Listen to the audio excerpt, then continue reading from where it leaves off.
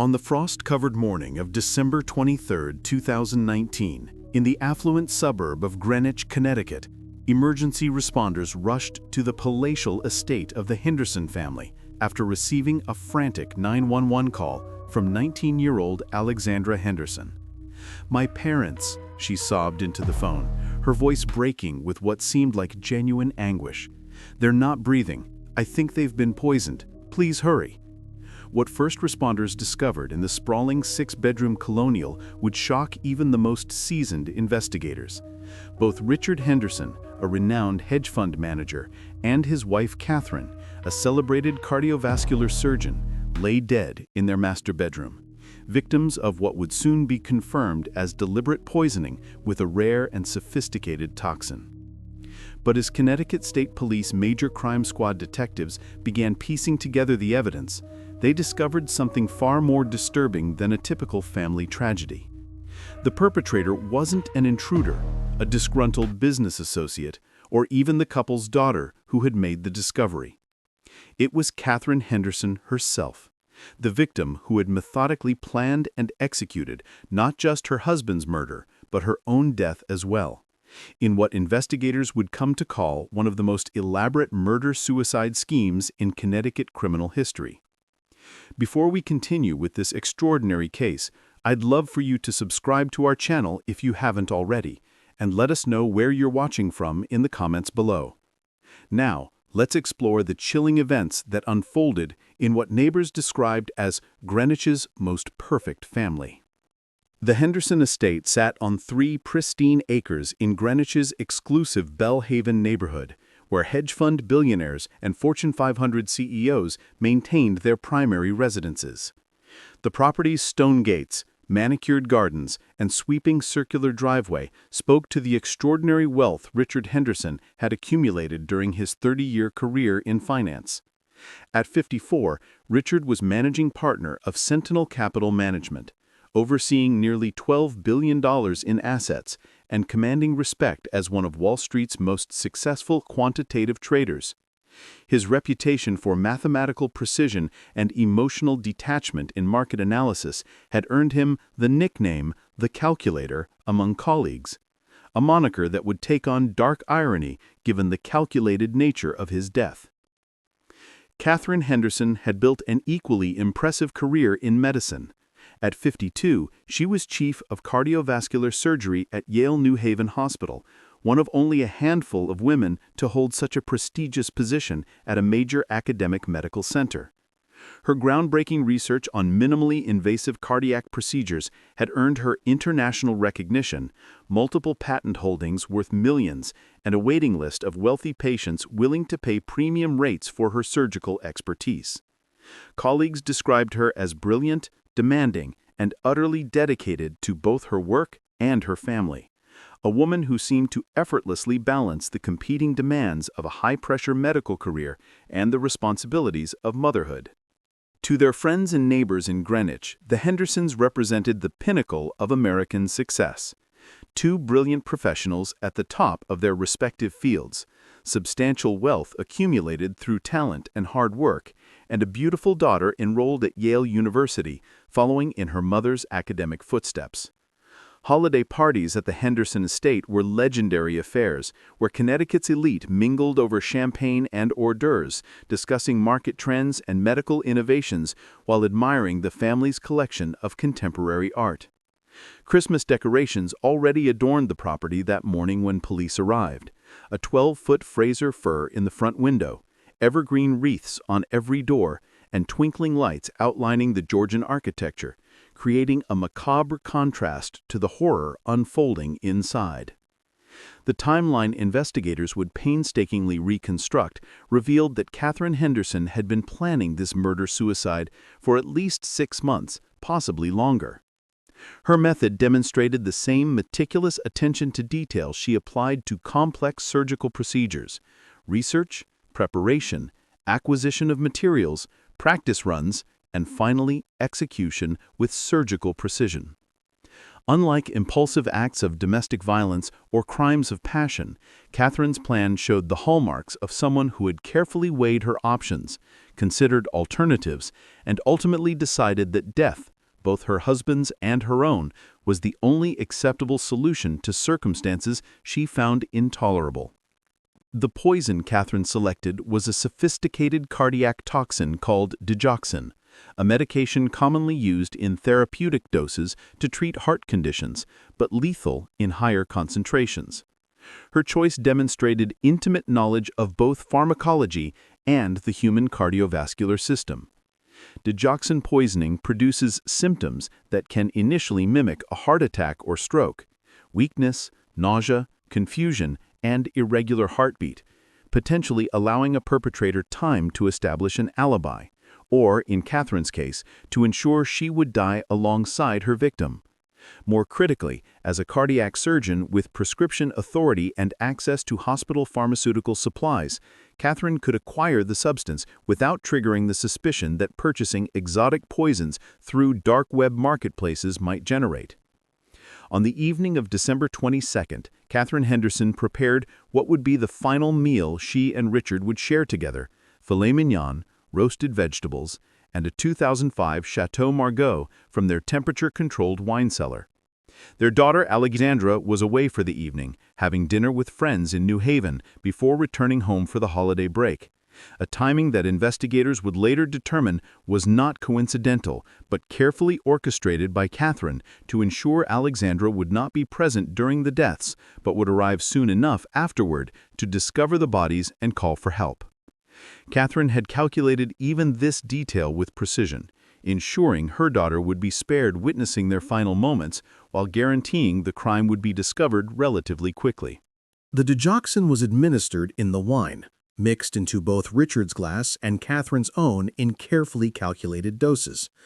Richard's dosage was slightly higher and administered first, as Catherine had determined he needed to be incapacitated before she consumed her own lethal dose, a timing consideration that spoke to her concern that Richard might attempt to get help if he realized what was happening. The couple apparently finished their meal normally, with Richard expressing no suspicion about the wine's taste or his wife's behavior. This suggested either that Catherine was an exceptionally skilled performer during what must have been an extraordinarily stressful final meal, or that her emotional detachment from her husband had become so complete that she could share dinner conversation while actively poisoning them both. By approximately 9:30 p.m., both Richard and Catherine would have begun experiencing the first symptoms of digoxin toxicity: nausea, weakness, visual disturbances, and increasingly irregular heart rhythms. Catherine had timed Alexandra's expected return home for around 11 p.m., giving the poison sufficient time to reach lethal concentrations while ensuring the bodies would still be relatively warm when discovered, details that demonstrated Catherine's clinical understanding of both toxicology and forensic science.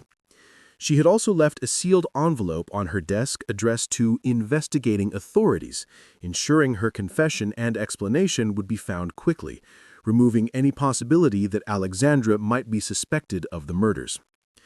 Richard Henderson died first, likely around 10:15 p.m., based on the medical examiner's subsequent analysis of body temperature and lividity patterns. Catherine, having consumed a slightly smaller dose administered 15 minutes later, would have remained conscious for perhaps another 20 minutes, time she apparently spent in the master bedroom alongside her dying husband. Crime scene investigators found her positioned on the bed next to Richard, her hand resting on his chest, a gesture that some interpreted as final affection, while others saw as Catherine monitoring his death to ensure her plan was succeeding before she too lost consciousness. The scene suggested remarkable coldness of purpose, a wife sitting calmly beside her poisoned husband, waiting for him to die before succumbing to the same fate she had deliberately chosen. When Alexandra Henderson arrived home at 10:47 p.m., investigators would later pinpoint the exact time from her vehicle's GPS system and home security footage. She initially noticed nothing unusual. The house was quiet, with lights on in the master bedroom where her parents typically retired early on weeknights. It wasn't until she went upstairs to tell them she was home that she made the horrifying discovery: both parents unresponsive in their bed. Richard's face showing a bluish discoloration indicating oxygen deprivation, Catherine beside him with what Alexandra would later describe as an eerily peaceful expression. The young woman's 911 call, made at 10:51 p.m., captured genuine terror and confusion as she reported finding her parents apparently poisoned, having no way of knowing that the victim she was desperately trying to help was actually the perpetrator. The first responders arrived at 10:58 p.m., with Greenwich Police Department officers and paramedics from Greenwich Hospital's emergency services converging on the estate. Officer James Mitchell, first on scene, immediately recognized that whatever had occurred was beyond standard emergency response. Both victims showed obvious signs of being beyond resuscitation, with fixed and dilated pupils, no palpable pulse, and ambient body temperature suggesting they had been deceased for at least 30 minutes. Mitchell secured the scene while paramedics made a pro forma attempt at revival, more for protocol than from any realistic hope of success. The positioning of the bodies, the lack of any signs of struggle, and Alexandra's account of finding them this way immediately suggested to experienced first responders that this was not a natural death or accident. Detective Sarah Whitmore of the Connecticut State Police Major Crime Squad received the call at her home in Hartford at 11:23 p.m. A 15-year veteran with extensive experience in complex homicide investigations, Whitmore recognized from the initial description 2 wealthy victims, apparently poisoned, no obvious suspect, that this case would require careful, methodical investigation. She assembled her team and was on scene by 12:45 a.m. on December 23rd, where she found a controlled chaos of activity. Crime scene technicians photographing and documenting every detail, medical examiner staff preparing to transport the bodies, and Alexander Henderson in a state of shock, being comforted by family friends who had arrived after being notified of the tragedy. Whitmore's first walkthrough of the scene revealed several elements that immediately struck her as unusual. The master bedroom showed no signs of disturbance, no overturned furniture, no indication of struggle, nothing suggesting violence or panic. The wine glasses on the bedside table appeared to have been rinsed but not washed, leaving traces of the Chateau Margaux but potentially also other substances. Most significantly, Whitmore discovered the sealed envelope on Catherine Henderson's desk in the home office, addressed in Catherine's precise handwriting to investigating authorities. Following protocol for potentially crucial evidence, Whitmore photographed the envelope in place before carefully opening it with gloved hands, revealing a typed 3-page letter that would transform the investigation from a mystery into something far more disturbing. To the investigating detectives investigating our deaths, the letter began, its opening lines immediately clarifying that this was not a double homicide but a murder-suicide. I, Dr. Catherine Henderson, take full responsibility for the deaths of my husband Richard and myself. This was not an impulsive act, but a carefully considered decision reached after months of deliberation about the only solution I could accept to circumstances that had become intolerable. The letter continued with clinical precision, detailing the method of poisoning, the timeline, and Catherine's calculations about dosage and effects. More disturbingly, it included a detailed explanation of her motivations, an explanation that would shock investigators with its cold rationality and complete lack of remorse or emotional distortion. The core of Catherine's confession centered on what she described as Richard's systematic financial and emotional betrayal that she had discovered 6 months earlier. Through her own investigation, Catherine provided specific account numbers, dates, and details that investigators would later verify. She had uncovered that Richard had been conducting an affair with a younger woman for nearly 3 years, had funneled approximately $4 million into offshore accounts in this woman's name, and was planning to divorce Catherine to marry his mistress. I discovered through his computer files that Richard had already consulted with divorce attorneys and had developed a strategy to minimize my share of marital assets through pre-filing transfers and strategic business restructuring, Catherine wrote. His plan would have left me professionally humiliated, socially diminished, and financially compromised despite my own contributions to our wealth and his career. What made Catherine's letter particularly chilling was not the discovery of infidelity, a common enough motive in domestic homicides, but rather her analytical approach to the problem and her solution. She devoted an entire page to what she termed her cost-benefit analysis of available options, outlining alternatives she had considered, proceeding with divorce and accepting the financial and social consequences, attempting to renegotiate the marriage terms, confronting her mistress, or exposing the affair to damage his professional reputation. Each option was methodically analyzed for its likely outcomes, advantages, and disadvantages. Catherine concluded that all paths forward would result in outcomes she deemed unacceptable to my dignity and self-worth as a professional woman who has devoted 30 years to building both career and family. I recognize that some will characterize my decision as irrational or evidence of mental illness, Catherine wrote in the letter's final section. I assure investigators and any mental health professionals who review this case that I am neither insane nor acting impulsively. I am a surgeon who has successfully performed thousands of complex operations requiring split-second decisions with life or death consequences. I am fully capable of logical reasoning and understanding the implications of my actions. I simply refuse to accept the humiliation and loss that Richard's betrayal would impose on me.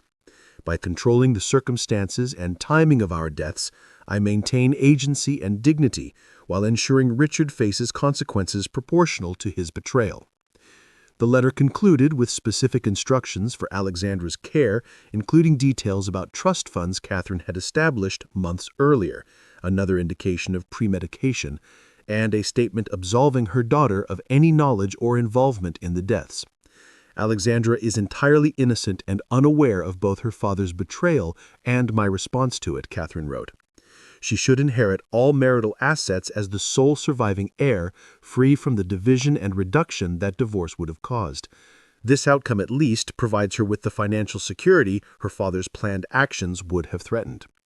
Catherine signed the letter with her full name and medical credentials, dated December 22, 2019, and included her attorney's contact information, details that demonstrated the same attention to documentation she brought to her surgical work. Detective Whitmore stood in Catherine Henderson's home office, reading this extraordinary confession under the harsh glare of crime scene lighting, recognizing that she was dealing with a case unlike any she had encountered in 15 years of homicide investigation. This was not a crime of passion, not an accident, not even a typical murder-suicide born of rage or despair. This was a calculated execution carried out by a highly intelligent, professionally accomplished woman who had approached murder with the same methodical precision she applied to cardiac surgery. The implications were staggering. How does a justice system designed to solve mysteries and catch perpetrators respond when the perpetrator provides a full confession while simultaneously ensuring they will never face trial through their own death? The investigation that unfolded over the following weeks would reveal layers of planning and deception that confirmed Catherine's claims about her methodical approach. Bank records subpoenaed from both Richard's business accounts and the family's personal finances verified Catherine's allegations about the offshore transfers and hidden accounts. Emails recovered from Richard's computer, which Catherine had apparently hacked using passwords she obtained through methods she didn't detail in her confession, documented his affair with 32-year-old Madison Cooper, a marketing consultant he had met through his firm. The correspondence left no doubt about Richard's intentions. He had indeed consulted with divorce attorneys, discussed strategies for protecting assets, and planned to file for divorce in January 2020, just weeks after the deaths Catherine orchestrated. The timeline of Catherine's planning was reconstructed through a combination of digital forensics, witness interviews, and her own meticulous record-keeping. Pharmacy records showed that Catherine had been ordering digoxin in quantities slightly larger than justified by her legitimate prescriptions for patients over a 6-month period, not enough to trigger automated fraud detection systems, but cumulatively sufficient to accumulate the doses needed for her murder-suicide plan. Her computer search history, which she had not attempted to delete, perhaps assuming she would be dead and beyond prosecution, showed extensive research on digoxin toxicity, optimal dosing for lethal effect, detection methods in toxicology screens, and the timeline of symptoms. She had approached research for murder with the same thoroughness she brought to researching surgical techniques. Perhaps most disturbingly, investigators discovered that Catherine had established a new trust fund for Alexandra 6 months before the murders, transferring $5 million into an irrevocable trust that would bypass probate and ensure Alexandra's immediate access to substantial funds. The trust documents, drafted by Catherine's personal attorney, included a letter of wishes expressing Catherine's hope that Alexandra would use the funds to complete her education and establish her medical career without the financial pressures Catherine herself had faced as a young physician.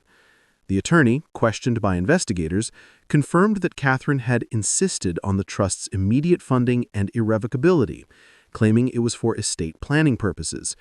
With hindsight, it was clear that Catherine was ensuring her daughter would be financially secure before she executed her plan, another calculation that demonstrated both long-term planning and a twisted form of maternal care. The toxicology reports confirmed Catherine's confession with scientific precision. Both victims showed lethal concentrations of digoxin in their blood, cardiac tissue, and liver, concentrations far exceeding any therapeutic dosage and consistent with deliberate poisoning. The medical examiner, Dr. Patricia Morgan, noted in her report that the dosing showed sophisticated understanding of pharmacokinetics, enough to ensure lethality, but administered in a manner designed to delay symptoms sufficiently that both victims would have consumed the full dose before realizing something was wrong. The perpetrator demonstrated expert knowledge of cardiac toxicity and the timeline of digoxin's effects, Dr. Morgan wrote. The dosing strategy suggests someone with advanced medical training, which is consistent with Dr. Henderson's professional background. Analysis of the wine glasses revealed trace amounts of digoxin mixed with the Chateau Margaux, confirming Catherine's stated method of delivery. The slight residue remaining after her brief rinsing of the glasses provided sufficient evidence for chemical analysis. Investigators noted that Catherine had been thorough about most aspects of her planning, but had apparently decided that attempting to completely destroy evidence of the poison's delivery method was unnecessary. She had, after all, left a full confession. This suggested a mindset focused on efficiency rather than evidence destruction. Catherine wanted investigators to understand exactly what she had done and why, not to escape accountability through deception. The discovery of Richard Henderson's affair and financial machinations created complex emotions in Greenwich's social circle. Some expressed sympathy for Catherine, suggesting that Richard's betrayal, verified through the emails recovered and financial records, provided understandable motivation, if not justification, for her extreme response. Others recoiled at the calculated nature of her actions, arguing that whatever Richard's moral failings, they did not warrant execution, particularly when legal remedies existed through divorce proceedings.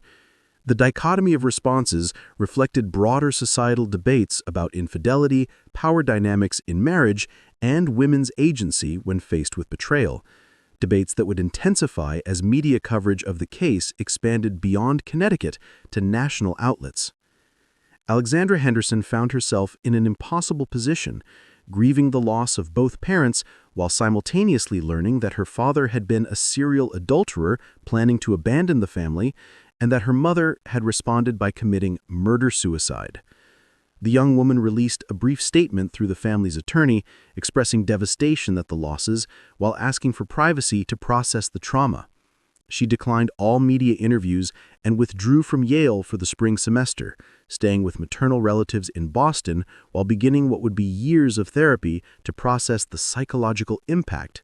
Friends described Alexandra as utterly shattered by the revelations, having believed in their parents' marriage and professional partnership only to discover it had been a facade hiding betrayal and murderous intent. The financial investigation into Richard Henderson's activities revealed an even more extensive pattern of deception than Catherine's letter had indicated.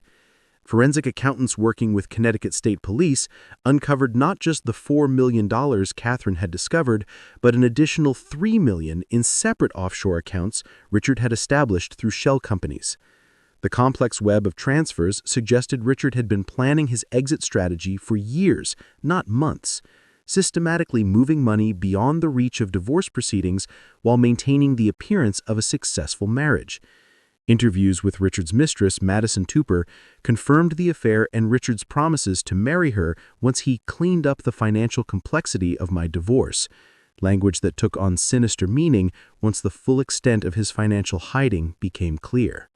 Sentinel Capital Management, the hedge fund Richard had managed, issued carefully worded statements expressing shock at Richard's personal conduct while assuring investors that firm assets remained secure and separate from the personal financial schemes their deceased partner had apparently been conducting.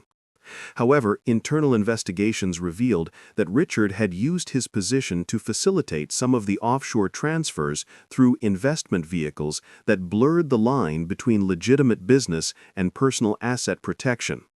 The fund's remaining partners faced awkward questions about their oversight and whether Richard's personal conduct reflected broader ethical problems at the firm. Several major investors withdrew their capital, and within 18 months, Sentinel would close operations, an institutional casualty of the Henderson tragedy. Yale New Haven Hospital faced its own institutional reckoning in the aftermath of Catherine Henderson's murder-suicide. How had one of their most prominent surgeons obtained sufficient quantities of a controlled substance to commit murder without triggering any internal safeguards? The subsequent investigation revealed that Catherine had exploited legitimate prescription authority and her trusted position to accumulate the digoxin gradually, writing prescriptions for patients who did need the medication, but ordering slightly larger quantities than necessary and diverting the excess to her personal supply. The hospital implemented new pharmaceutical tracking systems and oversight protocols in response, attempting to prevent future exploitation of the trust and authority granted to senior physicians. The legal questions surrounding the Henderson case were complex and unprecedented in Connecticut jurisprudence. Because Catherine had killed herself, she could not be prosecuted for Richard's murder.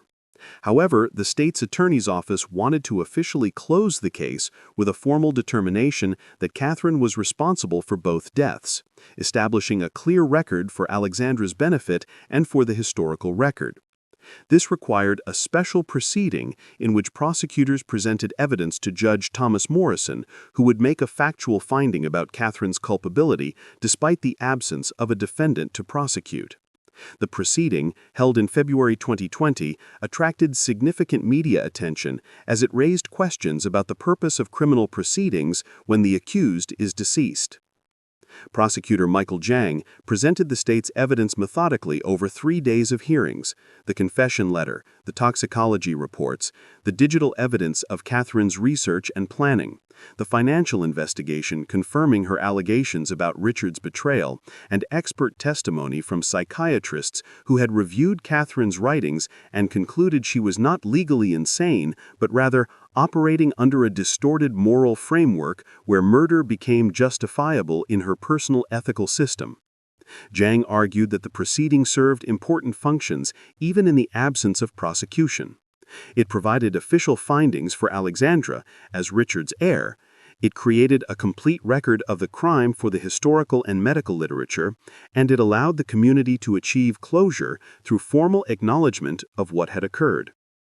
The judge's ruling, issued in March 2020, formally found that Dr. Catherine Henderson had murdered Richard Henderson through digoxin poisoning and then taken her own life through the same method. The judge's written opinion included extensive discussion of Catherine's mental state, concluding that while she exhibited profoundly distorted thinking about proportionate responses to betrayal, the evidence did not support a finding of legal insanity. Dr. Henderson understood that murder was wrong according to societal standards, law, and medical ethics. She simply determined that her personal circumstances justified an exception to those standards, a rationalization that, while morally bankrupt, does not constitute legal insanity. The judge's opinion also addressed the troubling question of what the case revealed about the intersection of professional achievement and moral reasoning. This case presents the disturbing reality that intelligence, professional success, and the ability to save lives through medical skill do not necessarily correlate with ethical behavior or emotional health. Dr. Henderson's capacity to perform complex surgery and her inability to accept personal humiliation coexisted in a mind that could rationally plan murder while failing to recognize the profound wrongfulness of her actions. This should serve as a sobering reminder to medical institutions and professional licensing boards about the limitations of competence-based evaluation systems that may miss dangerous distortions in ethical reasoning. Alexandra Henderson inherited the entirety of her parents' estate, valued at approximately $38 million after taxes and legal expenses. Ironically, substantially more than she would have inherited had Richard's planned divorce proceeded and divided assets between her parents. This financial outcome, precisely what Catherine had intended when she wrote about ensuring Alexandra's security, created a moral complexity that Alexandra herself acknowledged in a later statement. "I would give back every penny to have my parents alive and our family intact," she told her therapist in a session later quoted anonymously in academic literature about the case. "But I also recognize that my mother's final act, however horrific, did secure my future in ways that my father's planned actions would have undermined. I'll spend my life trying to reconcile these truths." The Henderson case became a touchstone for discussions about murder-suicide psychology, professional ethics, and gender dynamics in high-stakes careers. Feminist scholars debated whether Catherine's extreme response reflected broader societal issues about women's power and agency. Was her murder-suicide an extreme manifestation of a woman who had devoted her life to professional success only to face losing everything to a husband's midlife affair? Or did framing it in these terms inappropriately excuse a calculated murder by suggesting structural factors diminished her personal responsibility? These debates played out in academic journals, online forums, and true crime media, with Catherine Henderson becoming a Rorschach test for competing views about female achievement, marital betrayal, and moral accountability. Mental health professionals studied the case extensively, particularly Catherine's confession letter, with its clinical enumeration of options and outcomes.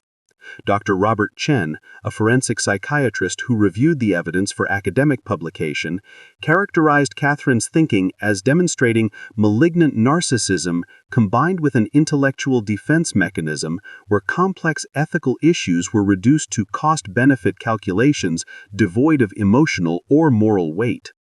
Chen noted that Catherine's letter never expressed empathy for Richard as a human being, remorse for taking a life, or recognition of the trauma her actions would inflict on Alexandra, omissions that suggested profound emotional detachment masked by professional competence and superficial social functioning. The pharmaceutical industry examined the case as well, particularly how a trusted physician had exploited prescription authority to accumulate a murder weapon. Professional pharmacy organizations implemented new guidelines for monitoring controlled substance prescriptions by physicians, including enhanced scrutiny of cardiac medications with known toxicity at high doses. Medical licensing boards in Connecticut and other states added questions to physician renewal applications about personal stressors and mental health, attempting to create earlier intervention opportunities before professional crises spiraled into tragedy. Whether these changes would have prevented Catherine's planned murder remained unclear, but institutions sought to extract preventive lessons from the tragedy. Greenwich's elite social community struggled with the Henderson revelations, which shattered illusions about several of their own. Richard Henderson had been respected as a financial genius and devoted family man, a reputation now permanently tarnished by evidence of his systematic deception and marital betrayal. Catherine Henderson had been admired as a groundbreaking female surgeon balancing career and family, an image destroyed by her calculated murder. The couple's friends reported feeling deceived and questioning their own judgment. How had they missed the signs of marital deterioration so severe it led to murder? Dinner party conversations in Belhaven became more cautious, with the Henderson case serving as a dark reminder that wealth, professional success, and social polish could mask dysfunction and danger. Yale New Haven Hospital held a private memorial service for Catherine Henderson 3 months after her death, a controversial decision that generated internal debate about how to honor her medical contributions while acknowledging her crime. The service emphasized Catherine's surgical innovations and the lives she had saved through her work, with speakers carefully avoiding any discussion of her final act.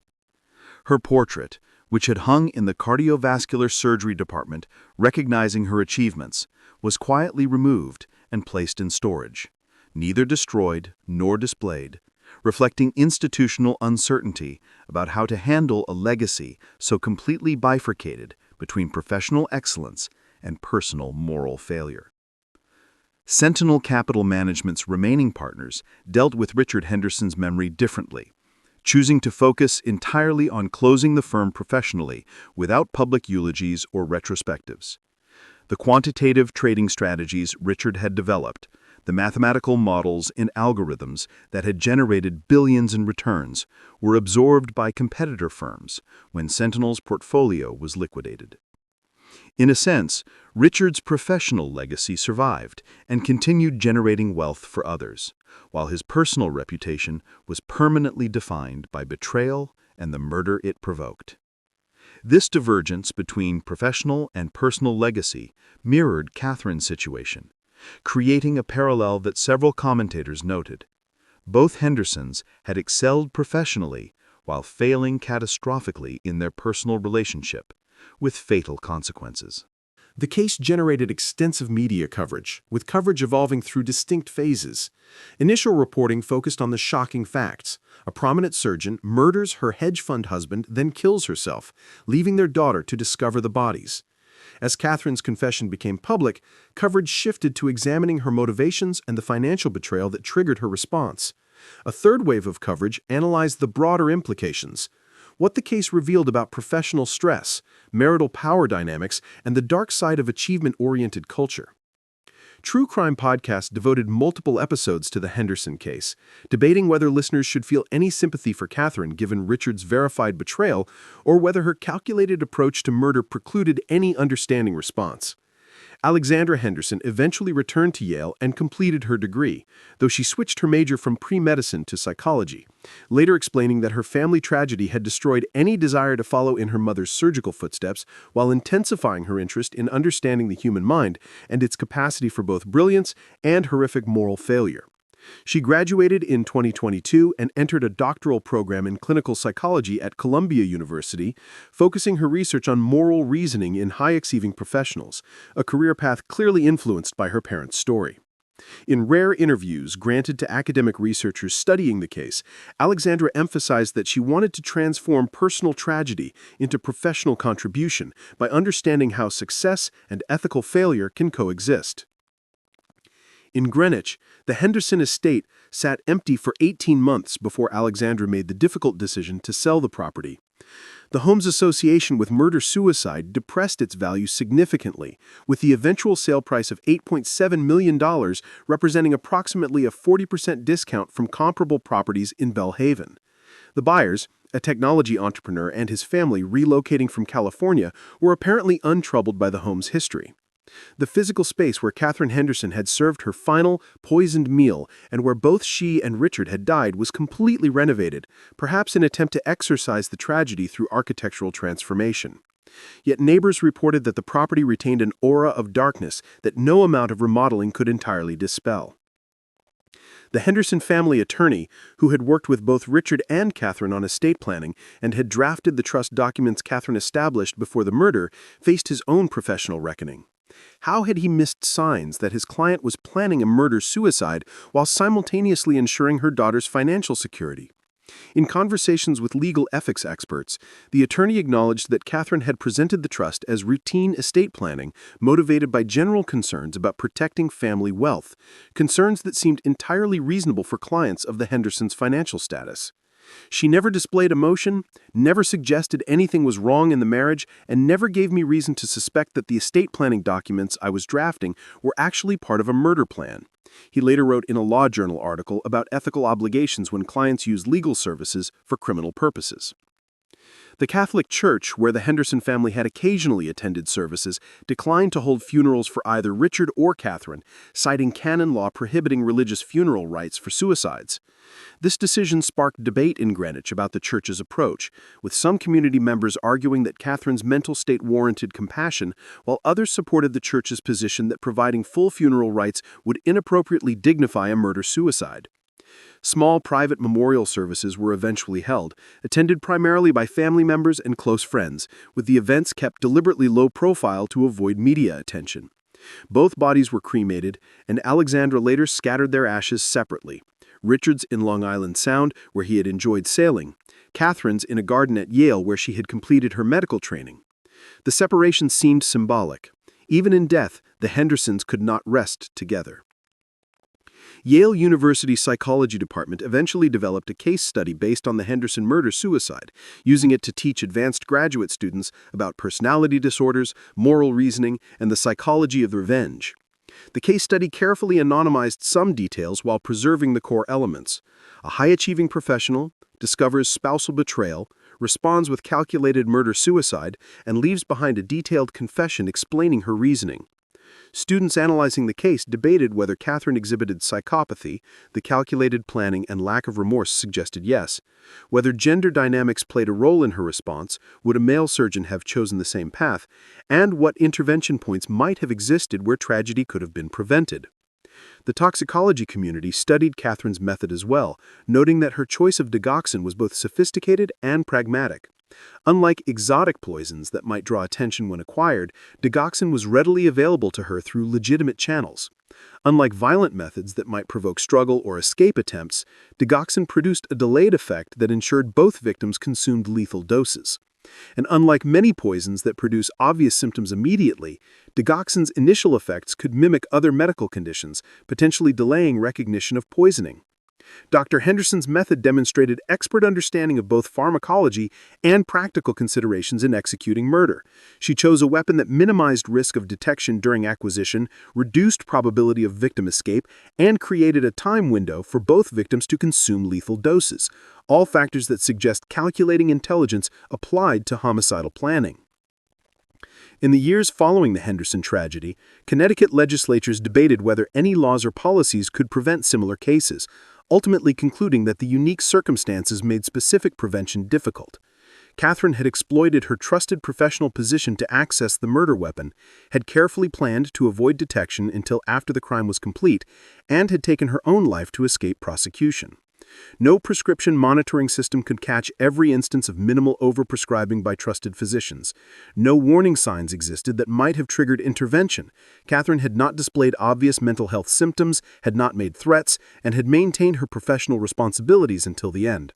The case stood as a sobering reminder that some tragedies defy prevention because they are perpetrated by intelligent, high-functioning individuals who deliberately exploit their trusted positions and hide their intentions until it's too late.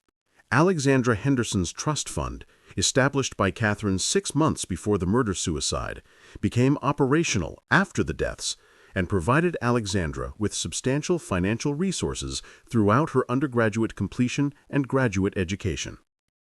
The irony that Catherine had secured her daughter's financial future through murder remained a source of psychological complexity for Alexandra, who acknowledged in therapy that she felt simultaneously grateful for the security and horrified by its source.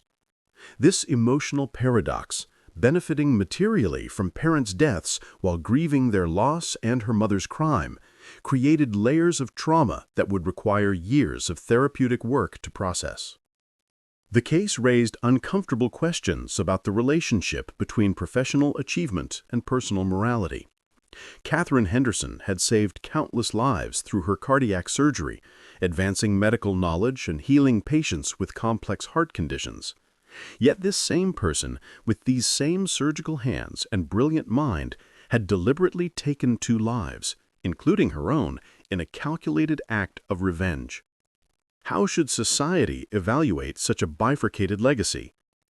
Medical ethicists debated whether Catherine's prior contributions to human welfare offered any moral credit against her final crime, with most concluding that professional achievement does not offset or excuse murder, though some argued that the complexity of her legacy deserved acknowledgement rather than simple condemnation.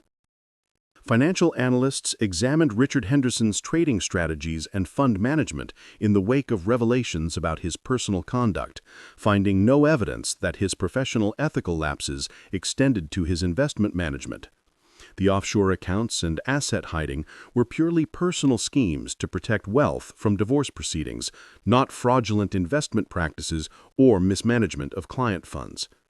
This distinction, that Richard was an excellent fund manager but a deceptive husband, paralleled Catherine's situation and reinforced the broader theme that professional competence and personal integrity occupy separate dimensions that don't necessarily correlate. Both Hendersons had excelled in their careers while failing profoundly in their marriage, with catastrophic results. The psychological literature on murder-suicide, relatively sparse compared to research on homicide alone or suicide alone, gained a significant case study with the Henderson tragedy. Most murder-suicides involve male perpetrators killing female intimate partners, often in contexts of domestic violence, substance abuse, or sudden economic crisis. Catherine Henderson's case represented a rarer pattern: a female perpetrator, no history of violence, calculated planning over months, and a trigger of discovered infidelity rather than immediate crisis. Researchers noted that female perpetrators of murder-suicide typically exhibit different psychological profiles than their male counterparts, often showing higher levels of premeditation and more sophisticated methods. Catherine's case fit this pattern while taking it to an extreme through her medical knowledge and access to pharmaceutical agents. Dr. Jennifer Martinez, a forensic psychologist specializing in female perpetrators of violence, published a comprehensive analysis of the Henderson case in the Journal of Forensic Psychology in 2021. Her paper, titled Narcissistic Injury and Lethal Response: The Catherine Henderson Case Study, argued that Catherine exhibited what Martinez termed malignant achievement narcissism, a personality structure where self-worth is entirely predicated on professional success and social status, making any threat to that status an existential crisis. For Dr. Henderson, her husband's affair and planned divorce represented not just personal betrayal, but complete annihilation of her carefully constructed identity as a successful surgeon in a successful marriage. Unable to tolerate the narcissistic injury of public humiliation and perceived failure, she opted for a solution that maintained her control and agency while punishing the source of her injury, Martinez wrote. Martinez's analysis drew on extensive review of Catherine's confession letter, her medical writings, and interviews with colleagues who had worked with her over the years. A pattern emerged of someone who maintained rigid control over every aspect of her life, who responded to professional setbacks with intense determination to overcome them, and who exhibited little tolerance for ambiguity or situations beyond her control. Several surgical nurses reported that Catherine had occasionally displayed explosive anger in the operating room when unexpected complications arose, though these incidents were rationalized as understandable stress responses given the life-or-death nature of cardiac surgery. In retrospect, these outbursts suggested someone whose emotional regulation depended heavily on maintaining control, a need that Richard's planned divorce would have catastrophically threatened. The financial forensics completed months after the deaths revealed even more extensive planning by both Henderson spouses than initially apparent. Richard had been systematically moving assets offshore for at least 4 years, suggesting his affair and divorce plans had been developing over an extended timeline. Catherine's trust fund for Alexandra, established 6 months before the murders, was not her only financial preparation. Investigators discovered that she had also liquidated approximately $2 million in personal investments, converted them to bearer bonds, and stored them in a safe deposit box to which only Alexandra had access after her death. This suggested Catherine had considered the possibility that marital assets might be frozen or subject to legal challenges after a murder-suicide, and she wanted to ensure her daughter had immediate liquid assets available.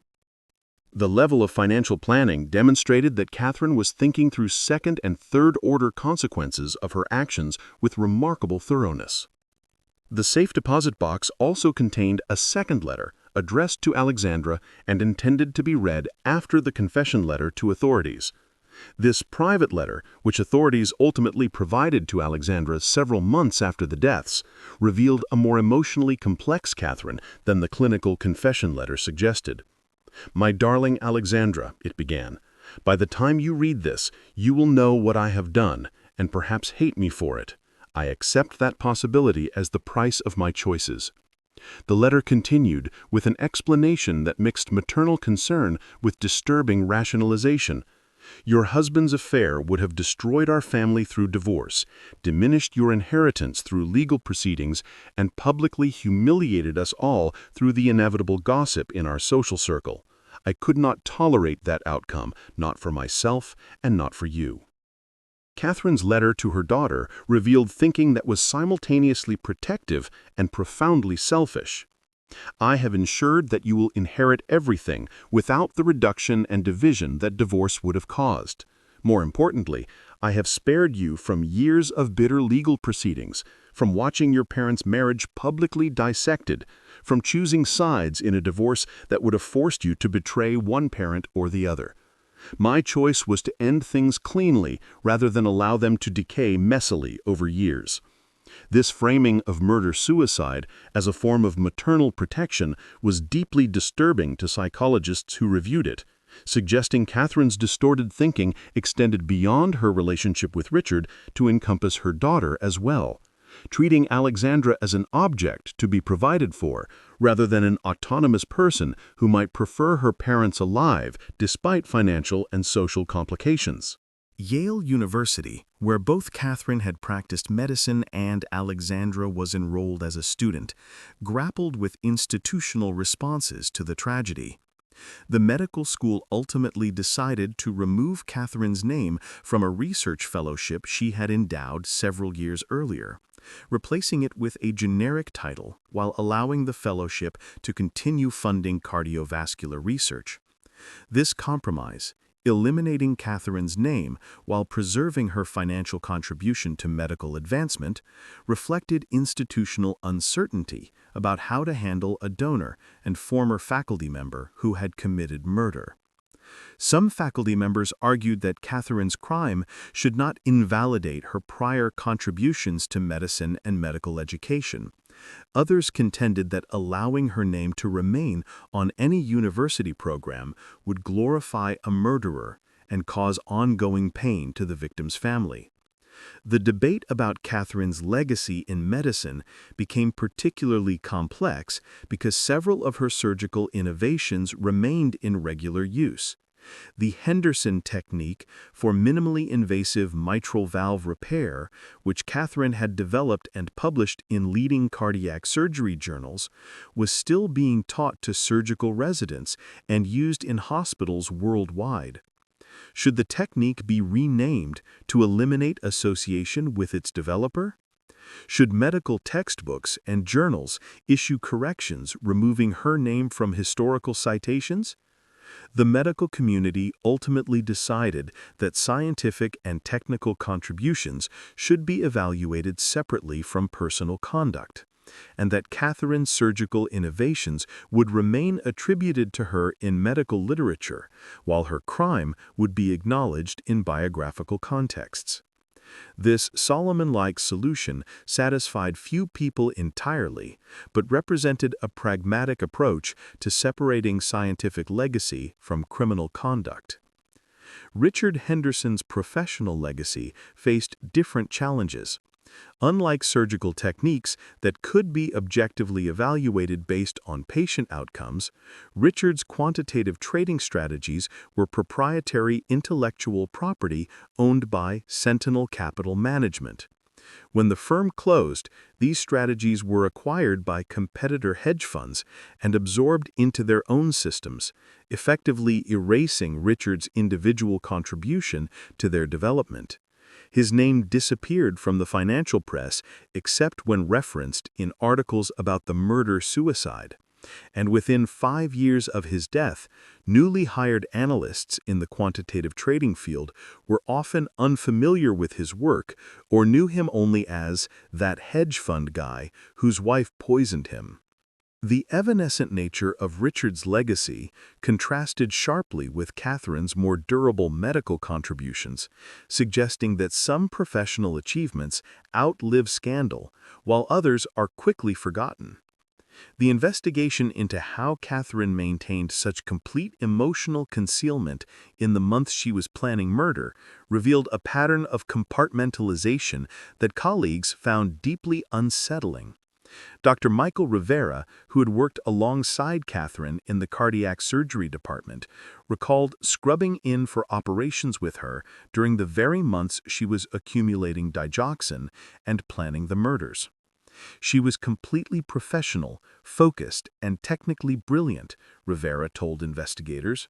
There was absolutely nothing in her demeanor or performance to suggest she was planning to commit murder. She saved 3 lives in complex surgeries during the month before she took 2 lives at home. The cognitive dissonance is almost impossible to comprehend.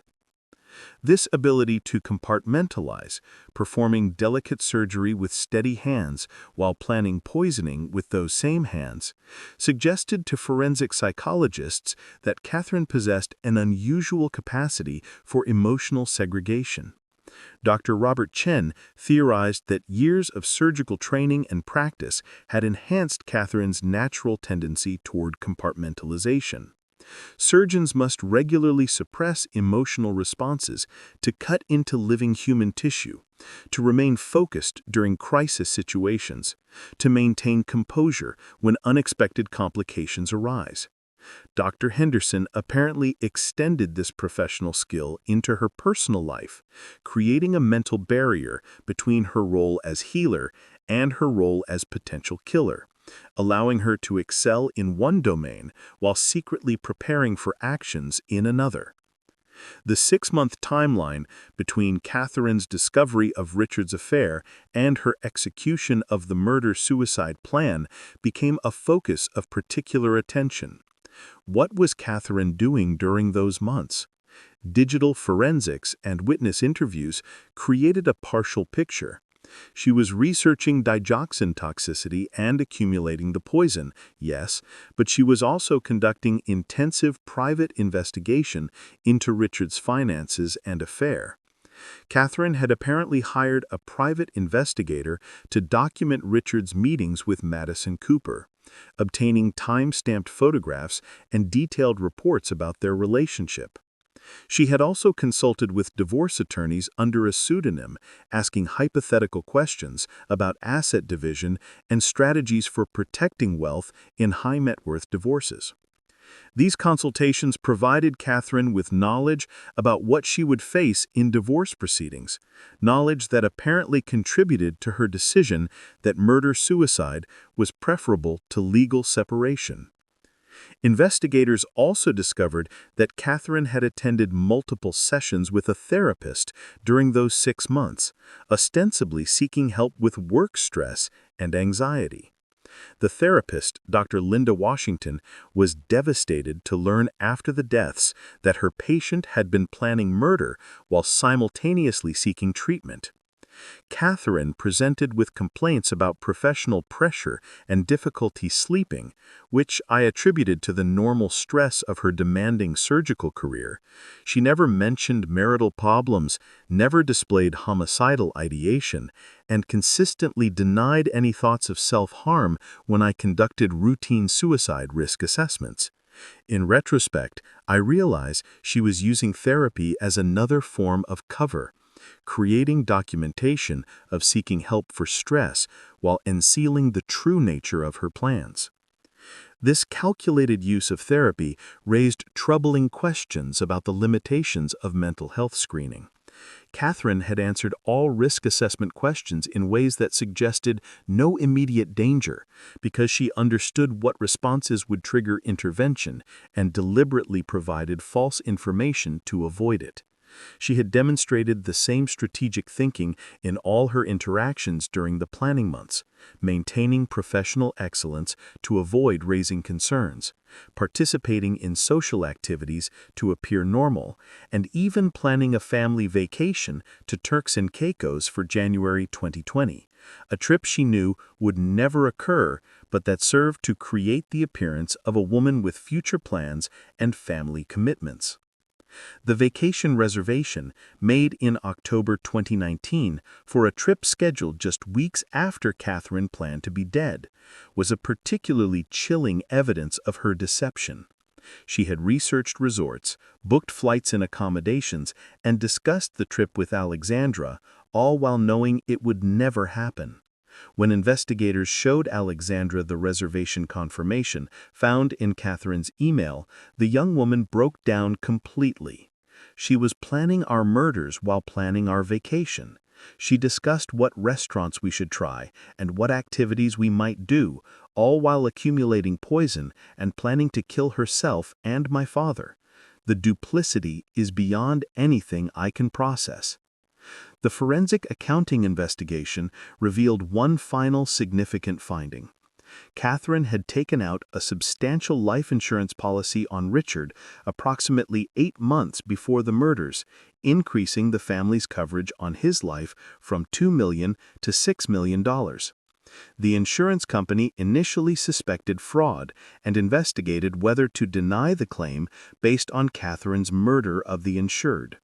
However, legal analysis determined that because Alexandra was the beneficiary rather than Catherine, who was dead and thus could not benefit from the policy should pay out. This generated another $4 million for Alexandra's inheritance, suggesting that Catherine had considered this detail in her financial planning, ensuring maximum wealth transfer to her daughter through a murder she was simultaneously orchestrating. The insurance company's decision to pay created controversy, with some arguing that allowing a beneficiary to profit from a murder committed by their parent set a dangerous precedent. Others noted that denying payment would punish an innocent victim for crimes she had no part in and no ability to prevent. The legal and ethical debate highlighted the complex questions that arise when conventional insurance fraud doctrines intersect with murder-suicide cases where the perpetrator and policy owner are dead and the beneficiary is innocent. Ultimately, the insurance funds were paid to Alexandra in late 2020, further increasing her inheritance from the tragedy. Richard's mistress and the unwitting catalyst for the murder-suicide gave a single extensive interview to Connecticut State Police and then disappeared from public view. In that interview, Cooper described a relationship with Richard that began professionally. She had been hired to consult on marketing strategy for Sentinel Capital, but evolved into an affair after several months. According to Cooper, Richard had portrayed his marriage as loveless and described Catherine as cold, controlling, and more interested in her career than their relationship. He said they had stayed together for Alexandra and for professional appearances, but that the emotional connection was gone, Cooper told investigators. He talked about building a new life together, about the freedom we'd have once the divorce was finalized. I had no idea that his wife had discovered the affair or that planning to leave her would trigger something so catastrophic. Cooper's account matched the emails recovered from Richard's computer, confirming that he had indeed planned to marry her after divorcing Catherine. The emails also revealed that Richard had purchased an engagement ring, found in his office safe after his death, and had been planning to propose to Cooper in January 2020, around the same time he intended to serve Catherine with divorce papers. This timeline suggested Richard had been orchestrating his own calculated exit from the marriage, assembling all pieces before making his move.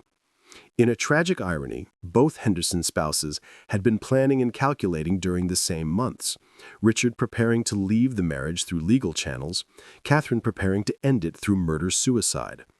Had either known what the other was planning, the outcome might have been different, though whether better or worse remains speculation. Cooper relocated to California shortly after giving her statement to police, changing her name legally to escape the media attention and social stigma of being the mistress in a case that ended in murder-suicide. In the brief statement she released through an attorney, Cooper expressed devastation at the deaths and acknowledged that her relationship with Richard had been morally wrong regardless of how he had characterized his marriage.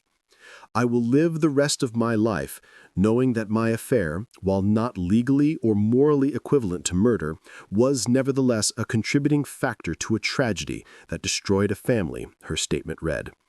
"No amount of rationalization about the state of the Henderson marriage changes the reality that my relationship with Richard helped set in motion events that ended in 2 deaths and devastating trauma for his daughter." The legal precedents established by the Henderson case extended beyond insurance questions to matters of estate settlement and wrongful death claims. Normally, when one spouse murders another, laws prevent the murderer from inheriting from the victim, the Slayer statute designed to prevent criminals from profiting from their crimes. But in a murder-suicide, the perpetrator is also deceased, raising questions about how assets should flow. Connecticut's probate court, handling the Henderson estate, ultimately determined that because Catherine had predeceased Richard by several minutes based on medical examiners' estimates, she had not inherited from him before her death, and thus all marital assets passed to Alexandra as the sole surviving heir. This technical legal ruling, based on who died first, though both died from the same poisoning event, allowed Alexandra to inherit everything, which had been Catherine's intent, but raised questions about whether the law was being manipulated to achieve outcomes a murderer desired. Some legal scholars argued that estates in murder-suicide cases should be subject to different rules, perhaps requiring division between the victim's family and the perpetrator's family, rather than allowing everything to pass to shared heirs who might have been intended beneficiaries of the murder. Others countered that creating special rules for murder-suicide would unfairly complicate estate settlement and potentially punish innocent heirs for crimes they had no part in. The Henderson case became a fixture in law school estate planning and criminal law courses, used to illustrate the complex intersections between criminal conduct, estate law, and family relationships when traditional legal categories failed to capture the full complexity of real-world situations. Yale University's Counseling and Mental Health Services reported a significant increase in students seeking help in the wake of the Henderson tragedy, particularly students from high-achieving families with similar demographic profiles to the Hendersons. Many students articulated fears that they couldn't truly know their own parents, that successful professional facades might hide profound dysfunction, and that even families that appeared perfect could harbor danger. The university expanded mental health resources and developed new programming around family trauma, recognizing that the Henderson case had triggered widespread anxiety among students about the stability of their own family situations. Alexandra's courage in continuing her education despite the tragedy became an inspiration to other students dealing with family crises, though the university carefully protected her privacy and shielded her from unwanted attention as she processed her losses. The Greenwich community, where the Henderson family had been prominent members of the social elite, struggled with questions about whether warning signs had been missed and whether the community bore any responsibility for creating or maintaining the culture of achievement pressure that some argued contributed to the tragedy. Bellhaven Neighborhood Association meetings included difficult discussions about whether the community's emphasis on professional success, wealth accumulation, and social status created unhealthy pressure that could contribute to extreme responses when those markers of success were threatened. Some residents pushed back against this narrative, arguing that blaming community culture inappropriately diminished Catherine's individual responsibility for her choices. A Bellhaven mother who knew the Hendersons socially, speaking anonymously to a New York Times reporter, captured the ambivalence many in the community felt. "We all face pressure, marital problems, career stress, disappointments. Catherine Henderson responded to those pressures by committing murder. That's not a normal response, and we can't blame it on the community or the culture. But I also can't shake the feeling that there's something unhealthy about our lifestyle here. The constant competition, the need to project perfection, the inability to acknowledge struggles or ask for help. Did that culture contribute to Catherine feeling she had no acceptable options other than murder? I don't know, but I think about it constantly. The Connecticut Medical Society, of which Catherine had been a member in good standing until her death, faced institutional questions about whether her medical license should be posthumously revoked. While revoking a dead person's license had no practical effect, some argued it was symbolically important to formally declare that Catherine's actions violated medical ethics and professional standards so profoundly that she should be removed from the profession's ranks even in death. Others contended that posthumous license revocation served no purpose and might create precedents that could be misused in less clear-cut cases. The Society ultimately issued a formal statement condemning Catherine's actions as violations of fundamental medical ethics, while declining to pursue formal license revocation proceedings, a compromise that satisfied neither advocates for strong action nor those who saw posthumous proceedings as pointless. Yale New Haven Hospital's internal investigation into Catherine's accumulation of digoxin through prescription authority resulted in significant policy changes that rippled through medical institutions nationally. The hospital implemented new protocols requiring dual physician authorization for certain high-risk medications above threshold quantities, automated systems that flagged patterns of prescribing that deviated from typical practice, and enhanced oversight of physicians' own medication access. These changes aimed to prevent future misuse of prescription authority for criminal purposes, while minimizing burden on physicians engaged in legitimate practice. Other hospitals adopted similar protocols, with the Henderson case becoming a driver of industry-wide reforms in pharmaceutical security and prescription monitoring. The pharmaceutical manufacturers of digoxin experienced their own form of fallout from the case, with media coverage raising public awareness about the substance's toxic potential at high doses. Poison control centers reported temporary increases in calls about digoxin exposure as people became more aware of the substance through news coverage. The manufacturers issued statements emphasizing that digoxin remained an important and safe cardiac medication when used properly under medical supervision, while acknowledging that any substance with therapeutic effects necessarily carried risks of misuse.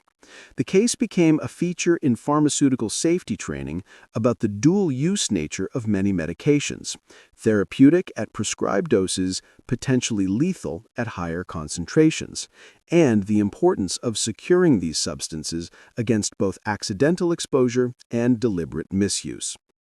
Richard Henderson's colleagues at Sentinel Capital Management struggled with their own form of survivor guilt and institutional trauma.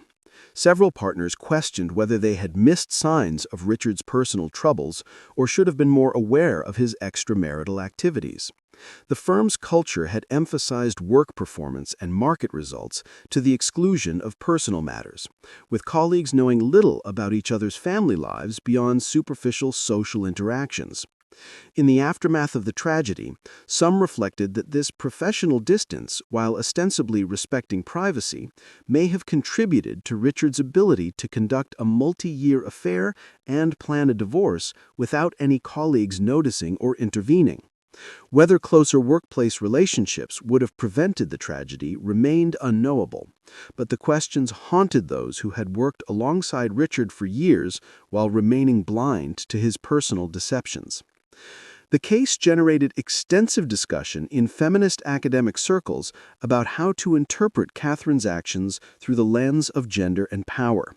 Some scholars argued that Catherine's extreme response to infidelity reflected broader patterns of how society constructs female identity around marriage and family, making divorce a form of social death, particularly for women of Catherine's generation who had worked to balance career and family. Others vehemently rejected this interpretation, arguing that it inappropriately excused or explained away murder by suggesting gendered social pressures diminished Catherine's agency and responsibility.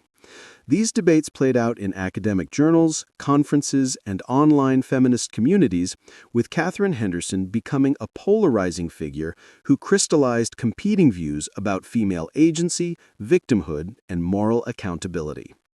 Professor Angela Martinez of NYU's Gender Studies Department published a controversial paper titled Narcissistic Injury and Gendered Rage, Reconsidering Catherine Henderson.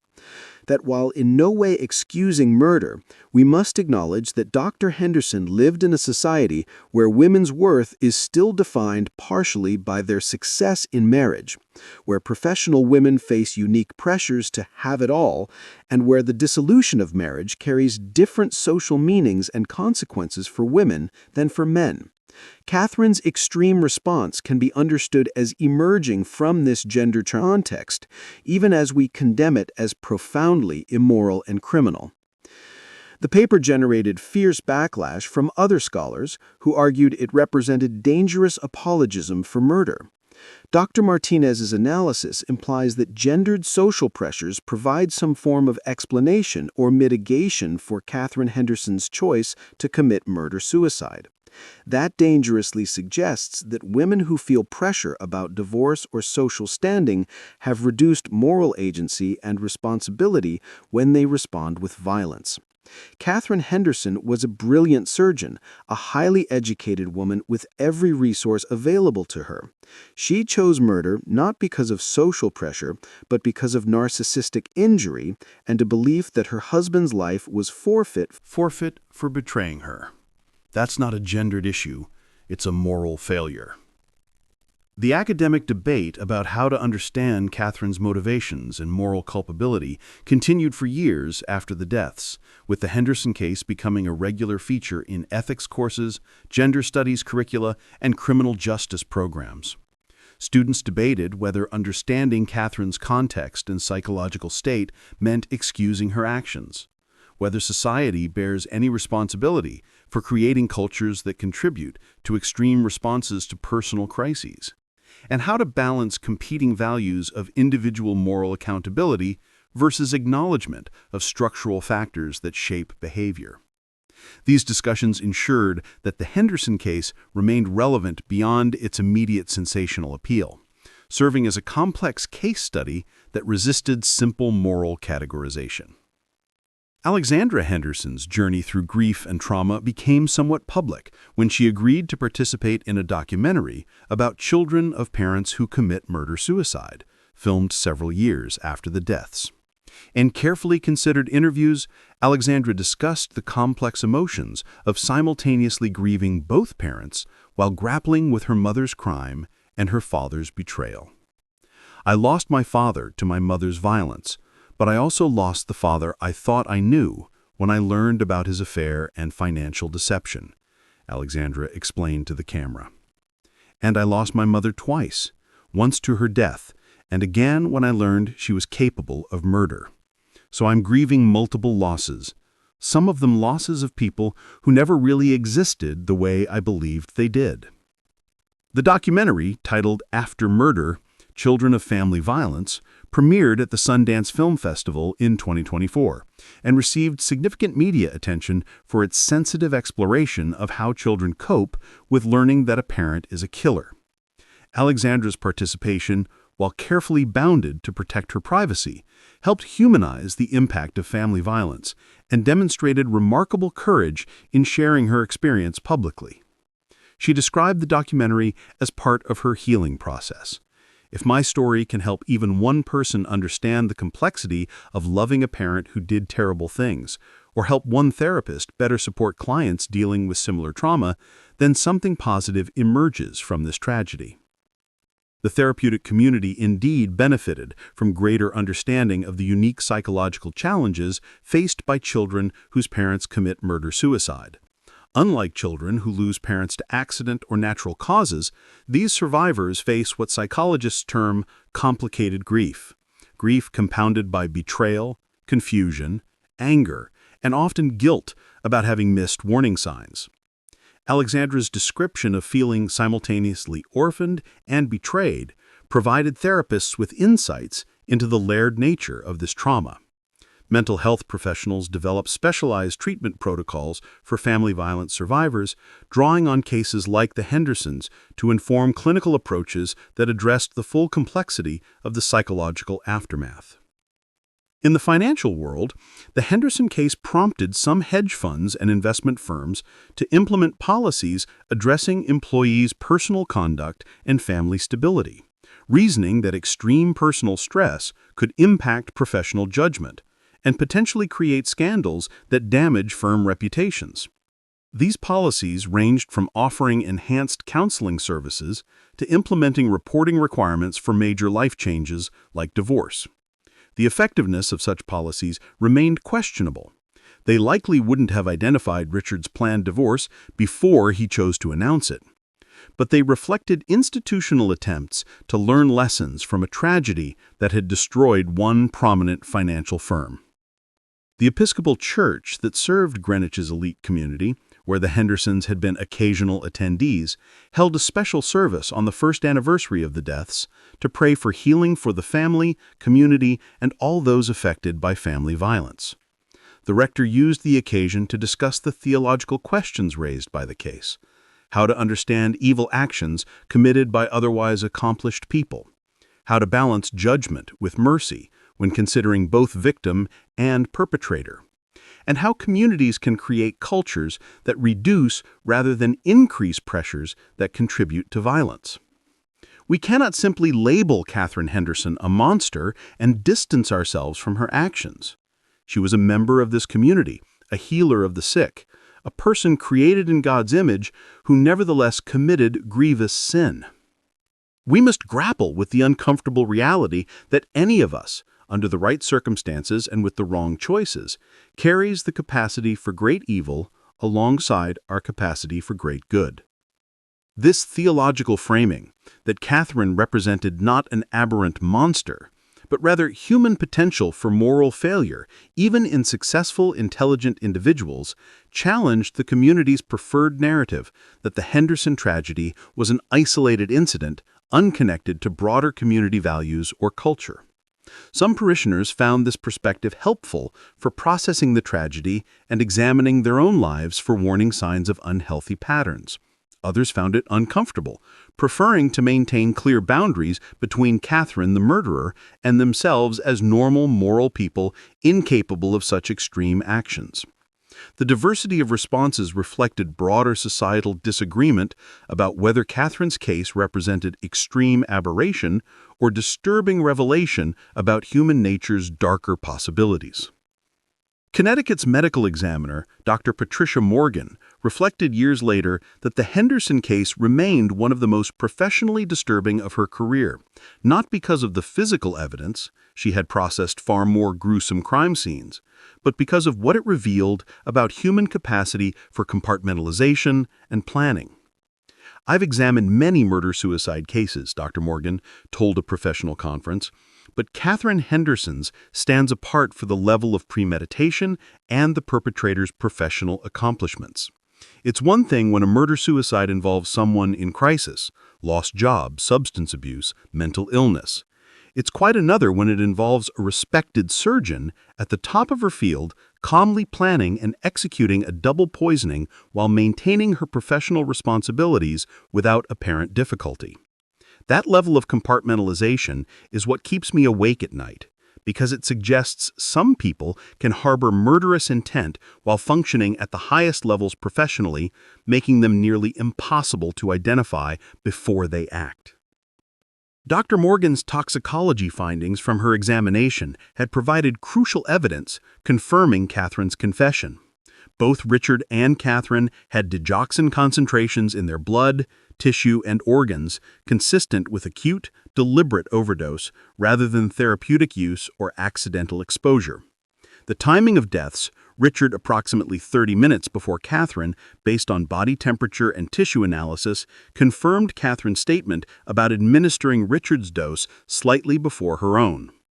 The medical evidence eliminated any possibility of alternative explanations.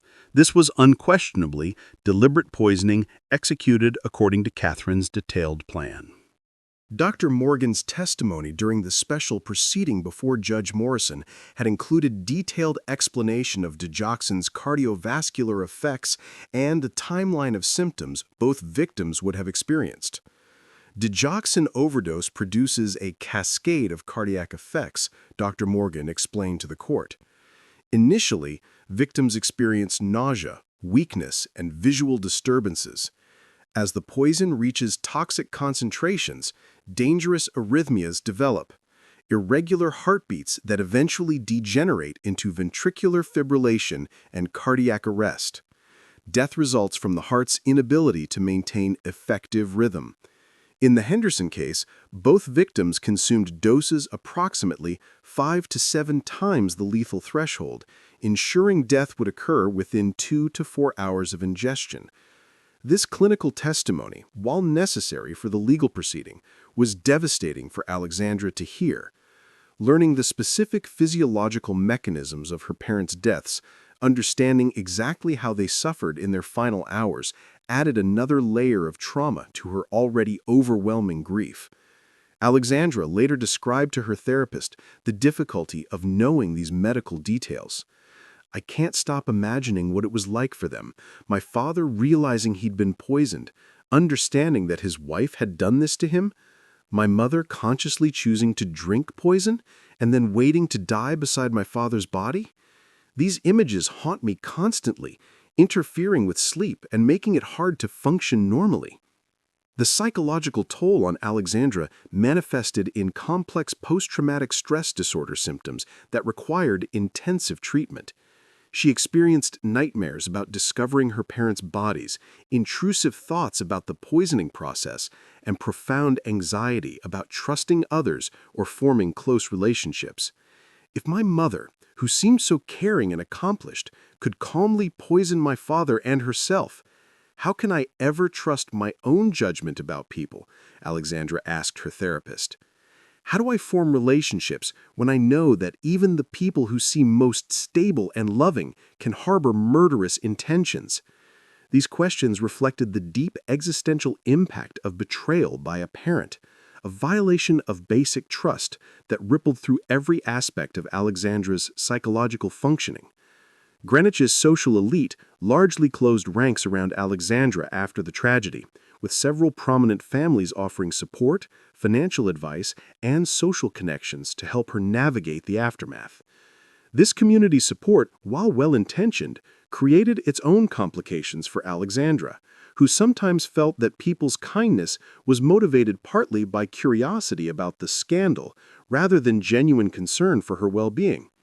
She described to friends the difficulty of social interactions, where she could sense people's fascination with her family tragedy lurking beneath surface conversations. "I became the girl whose mother poisoned her father in everyone's mind, even if they're too polite to say it," Alexandra noted. "Every social interaction feels performative, with people watching to see if I'm coping well or showing signs of following in my mother's footsteps." This concern about inheriting her mother's psychological patterns became a significant source of anxiety for Alexandra.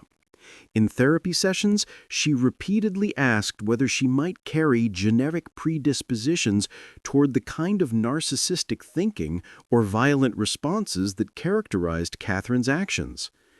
Her therapist worked to help Alexandra distinguish between general familial risk factors for mental illness versus the specific choices and circumstances that led to Catherine's murder-suicide. "Your mother's actions emerged from a complex interaction of personality traits, life circumstances, and choices she made," the therapist explained. "While you may have inherited some personality tendencies, you are not destined to repeat her behavior. Awareness of the patterns, combined with good mental health care and healthy coping strategies, provides protection against those outcomes." Alexandra's decision to pursue graduate study in clinical psychology focused on moral reasoning and high-achieving professionals reflected her determination to transform personal tragedy into professional contribution. Her doctoral dissertation, still in progress as of 2025, examines how success-oriented individuals rationalize unethical behavior using anonymous case studies that include thinly veiled references to her mother's case. I'm trying to understand how people who succeed in competitive fields sometimes develop belief systems where rules don't apply to them, where their sense of importance or their grievances justify actions they would condemn in others, Alexandra explained to her doctoral advisor. If I can contribute even slightly to understanding these processes, maybe I can help prevent future tragedies.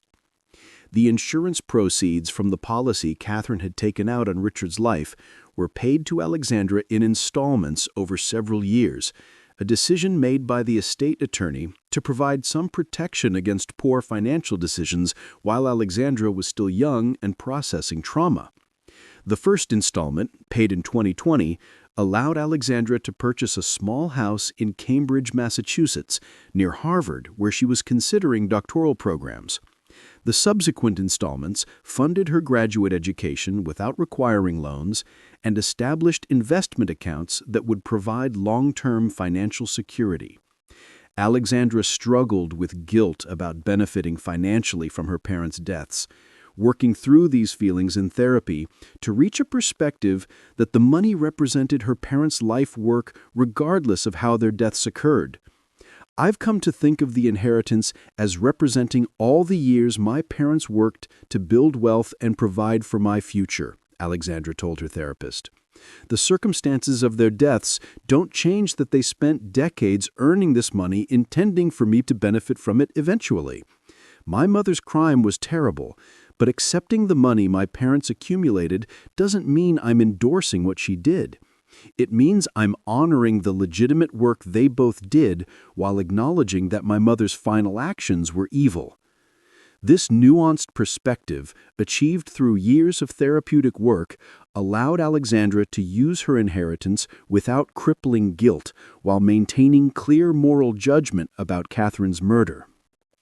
The Connecticut State Police closed their investigation into the Henderson case in June 2020, having thoroughly documented all evidence and produced a comprehensive report that stood as the definitive account of the murder-suicide. Detective Sarah Whitmore, who had led the investigation, reflected in the final report's conclusion about the case's unusual nature and lasting impact.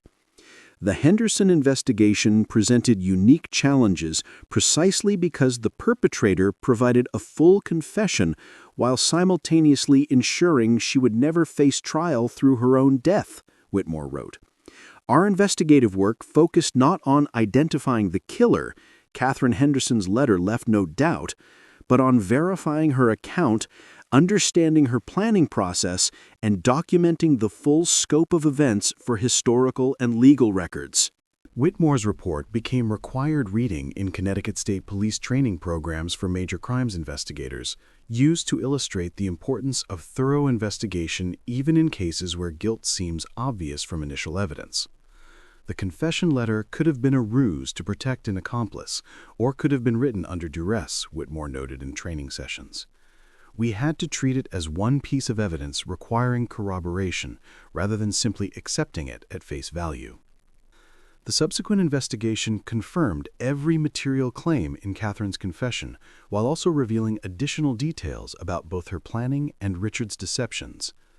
This thorough approach ensured that the final report stood as an unimpeachable account of events, protecting against future conspiracy theories or alternative explanations. The case files, ultimately running to more than 3,000 pages of reports, interviews, financial records, and forensic analyses, were archived in Connecticut State Police headquarters and made available to researchers studying murder-suicide, family violence, and criminal psychology. Over the following years, the Henderson case became one of the most studied and cited examples of calculated murder-suicide in the criminological literature, referenced in dozens of academic papers and several books examining female perpetrators of family violence. The comprehensive documentation ensured that future researchers would have detailed information about not just what occurred, but the full context of the individuals involved, their planning processes, and the investigation that uncovered the truth. As the fifth anniversary of the deaths approached in December 2024, Alexandra Henderson agreed to write a personal essay for the New York Times reflecting on her journey through grief, trauma, and recovery. The essay, titled 5 Years After My Mother Killed My Father and Herself, was published on December 23, 2024, exactly 5 years after the murders. In it, Alexandra wrote with remarkable candor about the ongoing challenges of processing her parents' deaths and her mother's crime. Quote, "People often ask if I've found closure or if time has healed these wounds," Alexandra wrote. "The honest answer is that some wounds don't heal, they scar. I've learned to live with the scars, to function despite them, even to use them as sources of insight in my clinical psychology work. But I don't think I'll ever achieve closure in the sense that I can fully resolve the contradictions of loving a mother who committed murder and mourning a father who betrayed our family. These contradictions are part of my reality now, and learning to hold them simultaneously without losing myself has been the work of 5 years of intensive therapy and personal growth." The essay continued with Alexandra's reflections on the broader questions her family tragedy raised about achievement culture, mental health, and the masks people wear in professional and social contexts. "My mother performed competence and stability until the very end, completing complex surgeries while secretly accumulating the poison that would kill my father and herself. This taught me that we can never truly know what's happening inside another person's mind, that success and stability can mask profound dysfunction, and that the people who seem most put together may be the ones most desperately concealing their interior chaos." The New York Times essay generated thousands of responses from readers, many sharing their own experiences with family violence, betrayal, or loss. Alexandra's willingness to speak publicly about her experience, while maintaining appropriate boundaries around the most painful personal details, created space for others to acknowledge similar traumas that often remain hidden due to shame or social stigma. Several readers wrote that Alexandra's essay had prompted them to seek therapy for unprocessed family trauma, suggesting that her decision to share her story had therapeutic ripple effects beyond her own healing journey. The essay also reignited public interest in the Henderson case, with true crime podcasts producing retrospective episodes examining the murders 5 years later. These podcasts featured interviews with investigators, psychological experts, and community members who had known the family, providing various perspectives on what had driven Catherine Henderson to such extreme actions. The renewed media attention was difficult for Alexandra, who found herself once again the subject of public curiosity and speculation. However, she had anticipated this outcome and prepared with her therapist for managing the psychological impact of having her family tragedy repeatedly examined in public forums. One particularly thoughtful podcast, The Achievement Trap, used the Henderson case as a launching point for broader examination of how success-oriented cultures create psychological pressures that can contribute to extreme responses when that success is threatened or status is lost. The podcast interviewed psychologists, sociologists, and other children of high-achieving parents about the particular stresses of growing up in environments where professional accomplishment and social status are paramount values. While carefully avoiding any suggestion that these cultural factors excused Catherine's choices, the podcast raised important questions about whether communities and professions could modify their cultures to reduce risk factors for violence when success is threatened or status is lost. Dr. Jennifer Martinez, whose academic work on Catherine Henderson had generated controversy years earlier, appeared on The Achievement Trap to defend her contextual analysis. "I want to be absolutely clear that providing context is not the same as providing excuse," Martinez emphasized. Catherine Henderson made choices for which she bore full moral and legal responsibility. But understanding the context in which those choices occurred, a culture that equates personal worth with professional success, that stigmatizes divorce for women more than men, that creates pressure to project perfection while concealing struggles, helps us identify risk factors and potentially prevent future tragedies. That's not apologism, it's prevention work. The podcast also featured commentary from Dr. Robert Chen, the forensic psychologist who had characterized Catherine's thinking as demonstrating malignant narcissism, Chen pushed back against cultural explanations, emphasizing individual psychological pathology. Most people in high-achieving environments face the same cultural pressures Dr. Martinez describes, and they don't respond with murder, Chen argued. What made Catherine Henderson different wasn't her cultural context, but her personality structure, her inability to tolerate narcissistic injury, her sense of entitlement that her accomplishments deserved protection through any means necessary, and her capacity for compartmentalizing murder while maintaining professional functioning. Those are individual psychological characteristics, not cultural effects. The debate between Martinez and Chen reflected ongoing tensions in how experts understood cases like the Hendersons. Were they primarily stories of individual pathology, or did cultural and structural factors play causal roles? The lack of clear consensus among experts suggested that human behavior, particularly in extreme cases like murder-suicide, resists simple monocausal explanations and instead requires consideration of multiple interacting factors from individual psychology to relationship dynamics to broader cultural contexts.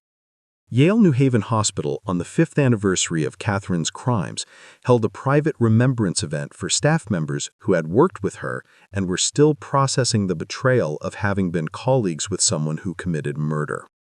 The hospital brought in trauma counselors to facilitate a discussion about how staff members were coping with what the chief of surgery termed professional grief, the loss of a colleague and the loss of trust in professional relationships.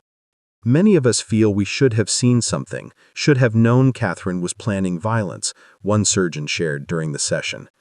Rationally, I understand that she deliberately concealed her intentions and that even mental health professionals didn't detect warning signs. But emotionally, I still carry guilt about not somehow preventing what happened. The remembrance event provided institutional acknowledgement that Catherine's crimes had created lasting trauma, not just for her family, but for professional colleagues who had trusted and worked alongside her. By creating space for staff to express grief, confusion, and anger years after the deaths, the hospital recognized that processing such betrayal occurs over extended timelines and requires ongoing support. The event concluded with a revised dedication of the Cardiovascular Research Fellowship Catherine had originally endowed, now renamed the Yale Cardiovascular Innovation Fellowship, honoring her technical contributions to medicine while erasing her name from the program she had funded. In financial circles, Sentinel Capital Management's closure remained a cautionary tale about how personal scandals could destroy even successful firms. Business school case studies examined the Henderson tragedy as an example of reputation risk, how one partner's personal conduct, even when unrelated to professional activities, could fatally undermine client confidence and trigger institutional collapse. The case studies explored whether the firm could have survived through aggressive reputation management, whether earlier knowledge of Richard's affair might have allowed for intervention before tragedy occurred, and what responsibility firms had for their partners' personal conduct. These discussions reflected broader business community debates about the boundary between professional and personal life, and when that boundary becomes permeable with significant institutional consequences. Madison Cooper, Richard's former mistress, had built a new life in California under her changed name, working in a completely different industry far from the East Coast financial world where she had met Richard. In a brief interview granted to a journalist researching the 5th anniversary of the deaths, Cooper, speaking on condition of anonymity, described the lasting impact of having been connected to such a notorious case. "I'll never fully forgive myself for the affair, even though I had no way of knowing it would contribute to murder-suicide," Cooper said. "I've been in therapy for years working through the guilt and the trauma of knowing that Richard's plan to leave his wife for me triggered her to kill him. Rationally, I know Catherine Henderson made her own choices, and I'm not responsible for her crimes. But emotionally, I carry the weight of knowing that my relationship with Richard was the catalyst for tragedy." Cooper's experience illustrated how murder-suicide creates trauma that ripples far beyond immediate family members, affecting everyone connected to the case in various ways. Her ongoing therapy, 5 years after the deaths, demonstrated that recovery timelines vary significantly based on individual circumstances and proximity to the tragedy. The journalist who interviewed Cooper noted that even speaking anonymously about the case appeared to cause her significant distress, suggesting that some trauma remains difficult to process even after years of therapeutic work. The Greenwich community, meanwhile, had largely moved on from the Henderson tragedy in their public discourse, though it remained a whispered reference point in private conversations about the pressures of affluent suburban life. Real estate agents showing properties in Bellhaven typically didn't mention the Henderson house unless specifically asked by prospective buyers, allowing the neighborhood's appeal to rest on its beauty and prestige rather than its association with a notorious crime.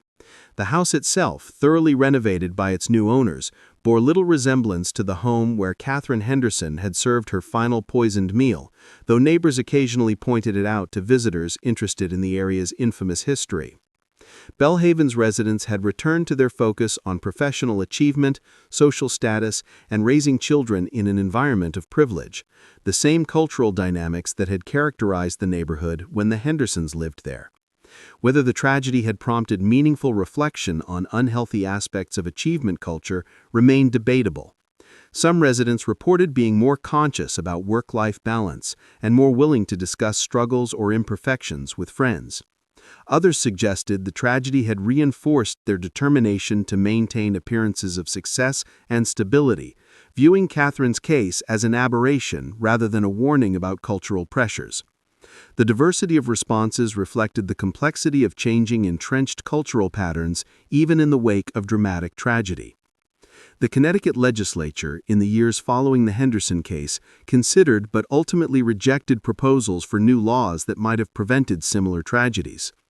One proposed bill would have required physicians to report significant increases in their own prescribing patterns for controlled substances, creating a self-monitoring system.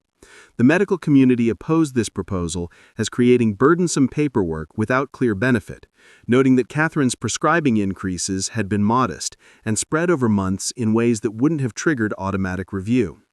Another proposal would have created enhanced penalties for murder-suicide cases, but legal experts noted that because perpetrators in murder-suicide cases are by definition dead, enhanced penalties would serve no deterrent function. The legislative debates reflected a broader challenge in responding to rare but horrific crimes. The desire to do something to prevent future tragedies often leads to proposals that would not actually have prevented the precipitating case and might create unintended negative consequences. In the Henderson case, the unique combination of factors, a physician with legitimate prescription authority, extraordinary premeditation and concealment, and determination to die alongside the victim, made prevention through legal or regulatory changes extremely difficult. The legislature ultimately concluded that existing laws against murder were adequate, and that the case illustrated the limits of legal solutions to prevent determined individuals from committing violence. Dr. Patricia Morgan, the medical examiner who had conducted the autopsies and testified about the toxicology findings, retired in 2023 after a distinguished career. In her final interview with the Connecticut Medical Examiner's Office newsletter, she reflected on memorable cases from her career, including the Henderson murder-suicide case. What made the Henderson case particularly significant from a forensic perspective was how it demonstrated the intersection of medical knowledge and criminal intent. Catherine Henderson understood human physiology at an expert level and applied that knowledge to designing a murder method that was nearly undetectable until after death occurred. This highlights why we must be vigilant about pharmaceutical security and prescription monitoring. Medical professionals who choose to misuse their knowledge have capabilities that make them uniquely dangerous perpetrators. Morgan also reflected on the psychological toll of examining victims when the perpetrator is themselves deceased and thus beyond prosecution. There's normally a sense of contributing to justice when your forensic work helps convict a killer, Morgan explained. In murder-suicide cases, that satisfaction is absent, because justice in its conventional form is impossible. Your work documents what occurred and provides closure for families, but you never get the sense of accountability that comes from seeing a perpetrator face consequences. That's frustrating in a way that's hard to articulate, but very real for forensic professionals. The academic literature continued to expand around the Henderson case, with new publications examining various aspects of the tragedy from different disciplinary perspectives. Criminologists studied it as an example of instrumental violence, violence used as a tool to achieve specific goals rather than as an emotional release or impulsive act. Psychiatrists analyzed Catherine's confession letter for insights into how highly intelligent individuals rationalize profoundly immoral acts. Medical ethicists examined the case for lessons about professional identity and how healing professions can sometimes attract individuals who later use their skills for harm. Each disciplinary perspective illuminated different aspects of the case, while acknowledging that no single framework could fully explain what had occurred. A particularly innovative analysis came from Dr. Susan Park, a philosopher specializing in ethics, who published a paper titled The Moral Calculus of Catherine Henderson, examining the utilitarian reasoning apparently underlying Catherine's decision-making. Dr. Henderson's confession letter reveals someone engaged in explicit cost-benefit analysis of various options, calculating outcomes and selecting the path that maximized what she viewed as desirable results, Park wrote. She appears to have been practicing a distorted form of utilitarian ethics where her own dignity, her daughter's inheritance, and the avoidance of public humiliation were weighted so heavily that two human lives counted for less in the moral equation. This represents a catastrophic failure of moral reasoning where utilitarian calculation, divorced from fundamental respect for human life, produces monstrous conclusions. Park's analysis generated discussion among philosophers about whether Catherine's reasoning represented a corruption of utilitarian ethics or whether her case revealed inherent dangers in utilitarian frameworks that reduce moral questions to calculative exercises. Some philosophers argued that any ethical system can be perverted when applied by individuals with distorted values or personality disorders.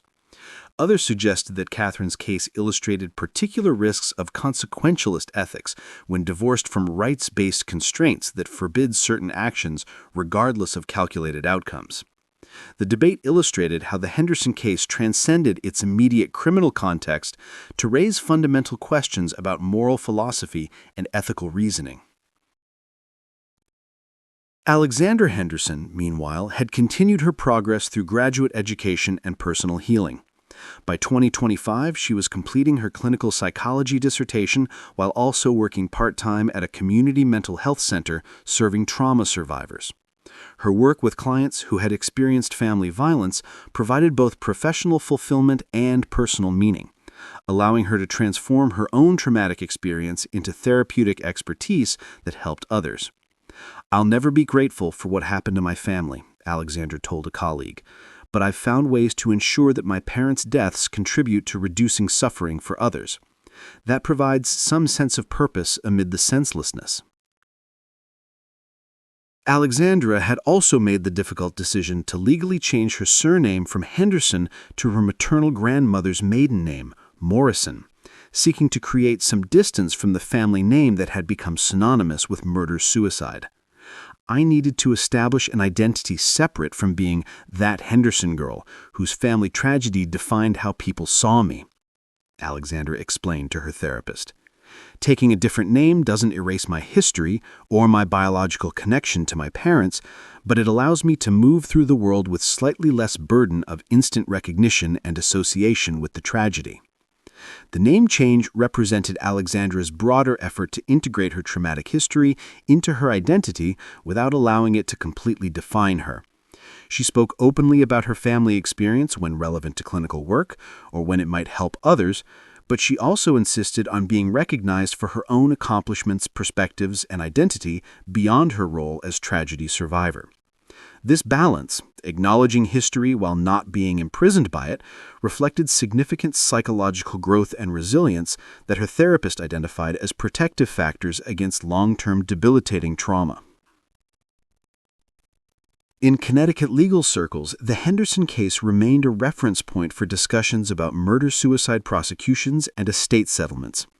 The precedents established by Judge Morrison's factual findings and the probate court's state distribution decisions were cited in subsequent cases involving perpetrator-victim deaths and asset inheritance questions. While no two cases were identical, the Henderson legal proceedings provided frameworks that helped guide resolution of complex questions arising when family members kill each other and traditional legal categories prove inadequate to capture the full complexity of circumstances. The case also influenced Connecticut's approach to threatened murder-suicide situations where potential perpetrators made statements or took actions suggesting plans for family violence. Law enforcement training programs incorporated lessons from the Henderson case about the importance of taking seriously any indications of violence planning, even from seemingly stable, successful individuals. The stereotype of the murder-suicide perpetrator as someone in obvious crisis, unemployed, substance abusing, visibly struggling, was challenged by Catherine Henderson's case. She maintained professional excellence, social functioning, and family responsibilities while secretly planning murder.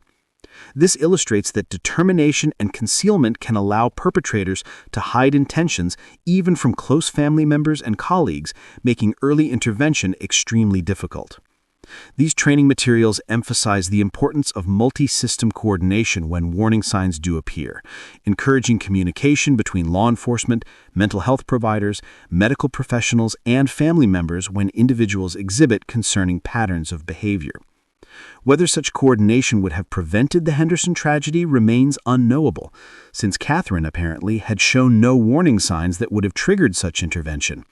Nevertheless, institutional learning occurred, with systems attempting to build in safeguards while also recognizing that prevention has limitations when dealing with determined, calculating perpetrators who deliberately conceal their intentions. The pharmaceutical industry's response to the case included not just the prescription monitoring systems already discussed, but also enhanced security protocols for controlled substances within healthcare facilities. Yale New Haven Hospital's experience with Catherine's accumulation of digoxin through legitimate prescription channels prompted other hospitals to implement random audits of physician prescribing patterns, enhanced physical security for pharmaceutical storage areas, and requirements for dual authorization when physicians ordered controlled substances above certain thresholds. These changes created additional burdens for medical professionals, but reflected institutional determination to prevent future misuse of pharmaceutical access for criminal purposes. As 2025 progressed and the Henderson case receded further into the past, its influence continued through the various ways it had been incorporated into professional training, academic literature, and public consciousness. The case appeared in medical ethics textbooks as an example of professional duty violations, in criminal justice curricula as an instance of instrumental violence, in psychology courses as a case study of narcissistic personality disorder, and in pharmacy education as illustration of medication security challenges. Each discipline extracted lessons relevant to its particular concerns, ensuring that the Henderson tragedy continued generating preventative value even years after the deaths occurred. For the individuals most directly affected, Alexandra, the family members of both victims, Catherine's former colleagues, Richard's business associates, the Henderson case remained not an academic case study, but a lived reality of loss, betrayal, and ongoing trauma management. Alexandra's continued therapy, now entering its 6th year, reflected the long timeline required for processing such profound family tragedy. Her periodic public statements and her choice to share her experience through the documentary and New York Times essay demonstrated remarkable courage and a determination that her parents' deaths contribute to broader understanding that might prevent future tragedies. Madison Cooper's continued struggles with guilt and trauma, even after relocating and building a new life, illustrated how the ripple effects of murder-suicide extend far beyond immediate family.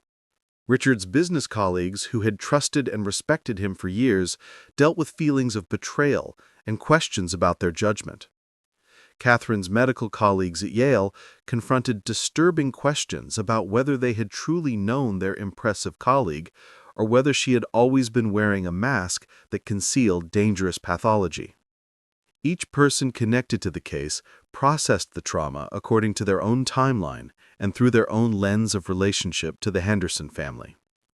The Greenwich community's annual holiday light displays in Belhaven, which had always been elaborate and competitive, took on poignant meaning after the Henderson tragedy. The house where Catherine had served her final poisoned meal, now owned by new residents unconnected to the tragedy, displayed beautiful decorations each December, participating in the neighborhood tradition. Yet older residents couldn't help but remember that 5 years earlier, similar decorations had adorned the same house in the days before Catherine Henderson murdered her husband and took her own life, leaving her daughter to discover their bodies on December 23rd. The juxtaposition of holiday celebration and murder-suicide memory created a melancholy undertone to Belhaven's festive traditions. As December 23, 2025 approached, marking 6 years since the deaths, Alexandra Morrison, formerly Henderson, prepared to spend the anniversary date focused on her dissertation defense rather than dwelling on the trauma anniversary. "I've decided that I won't let that date control my life indefinitely," she told her therapist. "Yes, it's the anniversary of when I found my parents dead, but it's also just another day, and I choose to fill it with forward-looking activity, defending my research, rather than backward-looking grief. That doesn't mean I've forgotten, or that I don't still grieve. It means I'm choosing how to allocate my emotional energy." This determination to engage with life despite trauma reflected Alexandra's hard-won resilience and the effectiveness of her therapeutic work. Her dissertation, examining moral reasoning in high-achieving professionals, was itself a form of meaning-making from tragedy, attempting to understand the psychological processes that allowed her mother and others to rationalize profoundly unethical conduct. The research would contribute to psychological literature while also providing Alexandra with intellectual framework for processing her family experience. Alexandra's dissertation defense, scheduled for January 2026, would examine case studies of professionals who had engaged in serious ethical violations while maintaining high performance in their fields. The cases included, with names changed and details altered to protect privacy, professionals from medicine, law, finance, and academia who had committed fraud, embezzlement, abuse, or other serious violations while simultaneously excelling at technical aspects of their work. "I'm trying to understand the psychological mechanisms that allow compartmentalization at this level," Alexandra explained to her dissertation committee. "How do people maintain moral self-concept as good professionals while simultaneously engaging in conduct that violates professional ethics and social norms?" The research revealed patterns across cases. Many unethical high achievers exhibited narcissistic personality traits, engaged in moral rationalization that reframed violations as justified exceptions, and demonstrated remarkable capacity for compartmentalization that kept their professional and unethical activities in separate psychological boxes. These findings aligned with what psychologists had observed about Catherine Henderson: her narcissistic sensitivity to perceived injury, her rationalization of murder as proportionate response to betrayal, and her ability to perform complex surgery while planning poisoning. Alexandra's research thus provided scholarly framework for understanding her mother's psychological profile while also contributing broader knowledge applicable beyond a single case. The dissertation committee members, aware of Alexandra's family history, were impressed by her ability to maintain scholarly objectivity while conducting research on topics so close to her personal experience. "Miss Morrison has transformed personal tragedy into rigorous academic inquiry," noted one committee member in preliminary evaluation. "Her research is methodologically sound and her analysis insightful, demonstrating that she has successfully integrated her family experience into her professional identity without allowing it to compromise scholarly standards."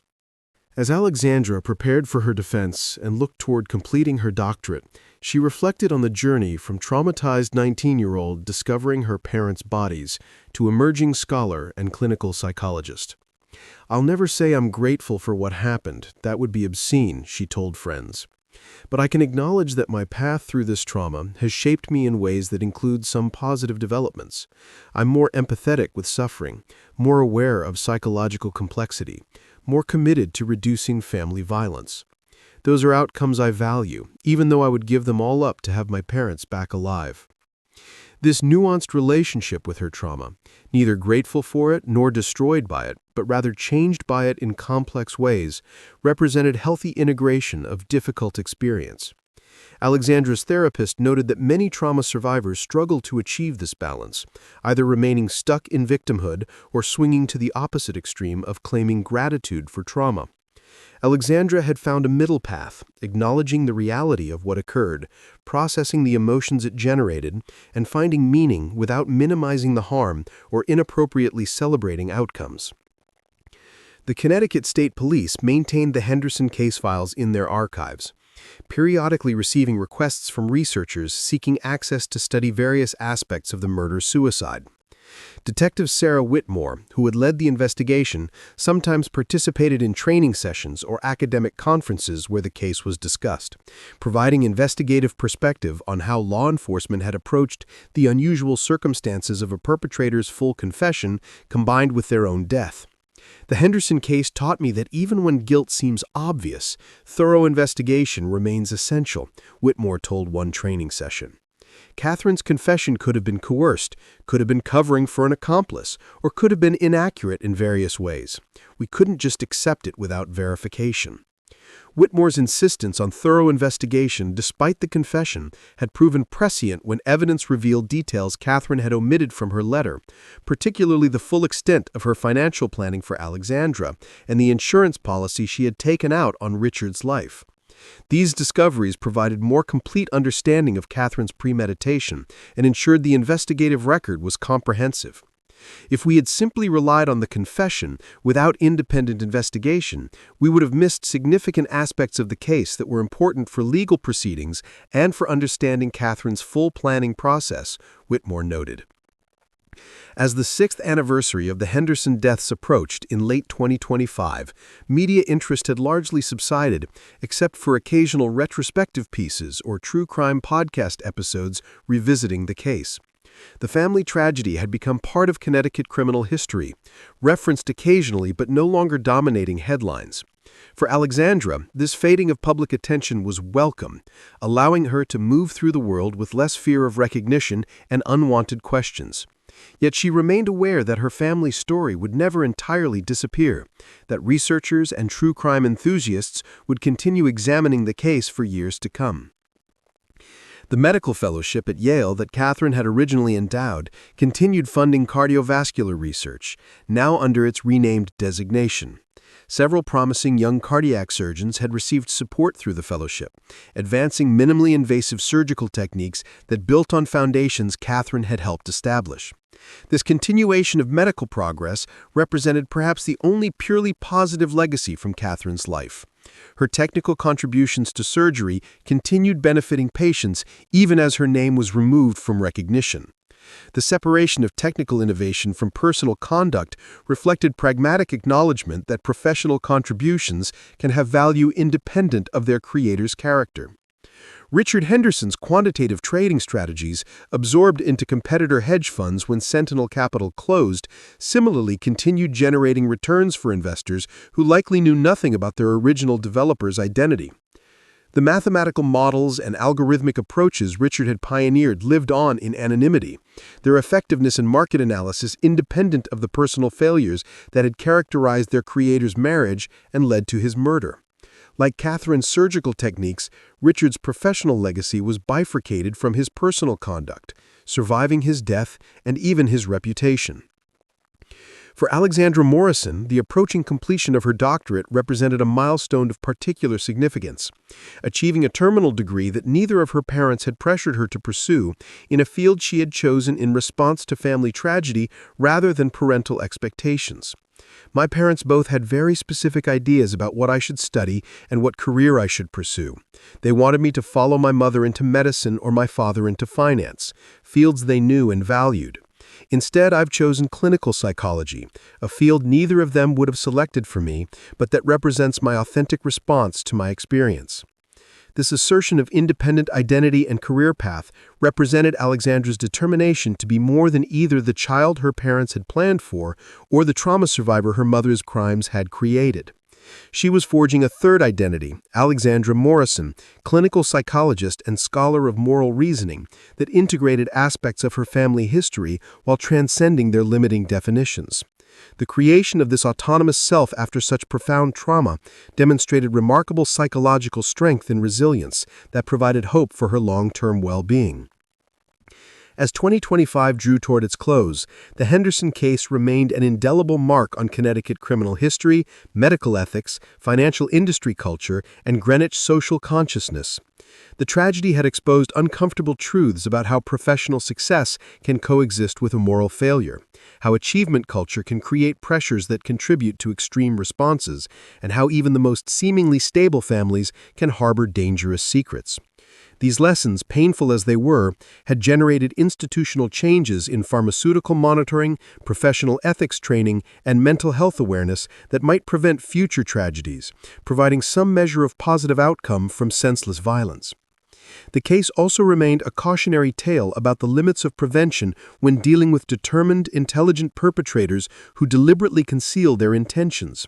Catherine Henderson had exploited her trusted professional position, her medical knowledge, and her ability to compartmentalize to plan and execute murder-suicide that no system could have easily detected or prevented. This sobering reality that some tragedies defy prevention despite our best efforts challenges the natural human desire to believe that proper precautions can guarantee safety. The Henderson case stood as a reminder that risk can never be eliminated entirely, that evil can emerge from unexpected sources, and that maintaining vigilance requires acknowledging vulnerability rather than assuming safety. For those most affected by the tragedy, the passage of 6 years had brought varying degrees of healing and acceptance. Alexandra had made remarkable progress in building a meaningful life after devastating loss. Catherine's former medical colleagues had processed their professional betrayal and continued their healing work. Richard's business associates had moved on to new ventures, carrying with them complicated memories of a colleague they had respected professionally while remaining horrified by the circumstances of his death. Each person touched by the Henderson tragedy carried forward their own version of the story, their own understanding of what had occurred and why, their own process of making meaning from senseless violence. The final chapter of the Henderson case, if such cases ever truly have final chapters, was being written through these individual stories of survival, recovery, and meaning-making. Alexandra's dissertation would contribute scholarly understanding. Institutional reforms would provide practical prevention measures. Media coverage would maintain public awareness. And the memories of those who had known Richard and Catherine Henderson, memories now forever colored by knowledge of how their story ended, would preserve human recognition of lives that were both accomplished and tragic, complex, and ultimately incomprehensible in their violent conclusion. As December 23, 2025 arrived, marking 6 years since the deaths, Alexandra Morrison sat in her Cambridge apartment reviewing notes for her dissertation defense rather than dwelling on the anniversary.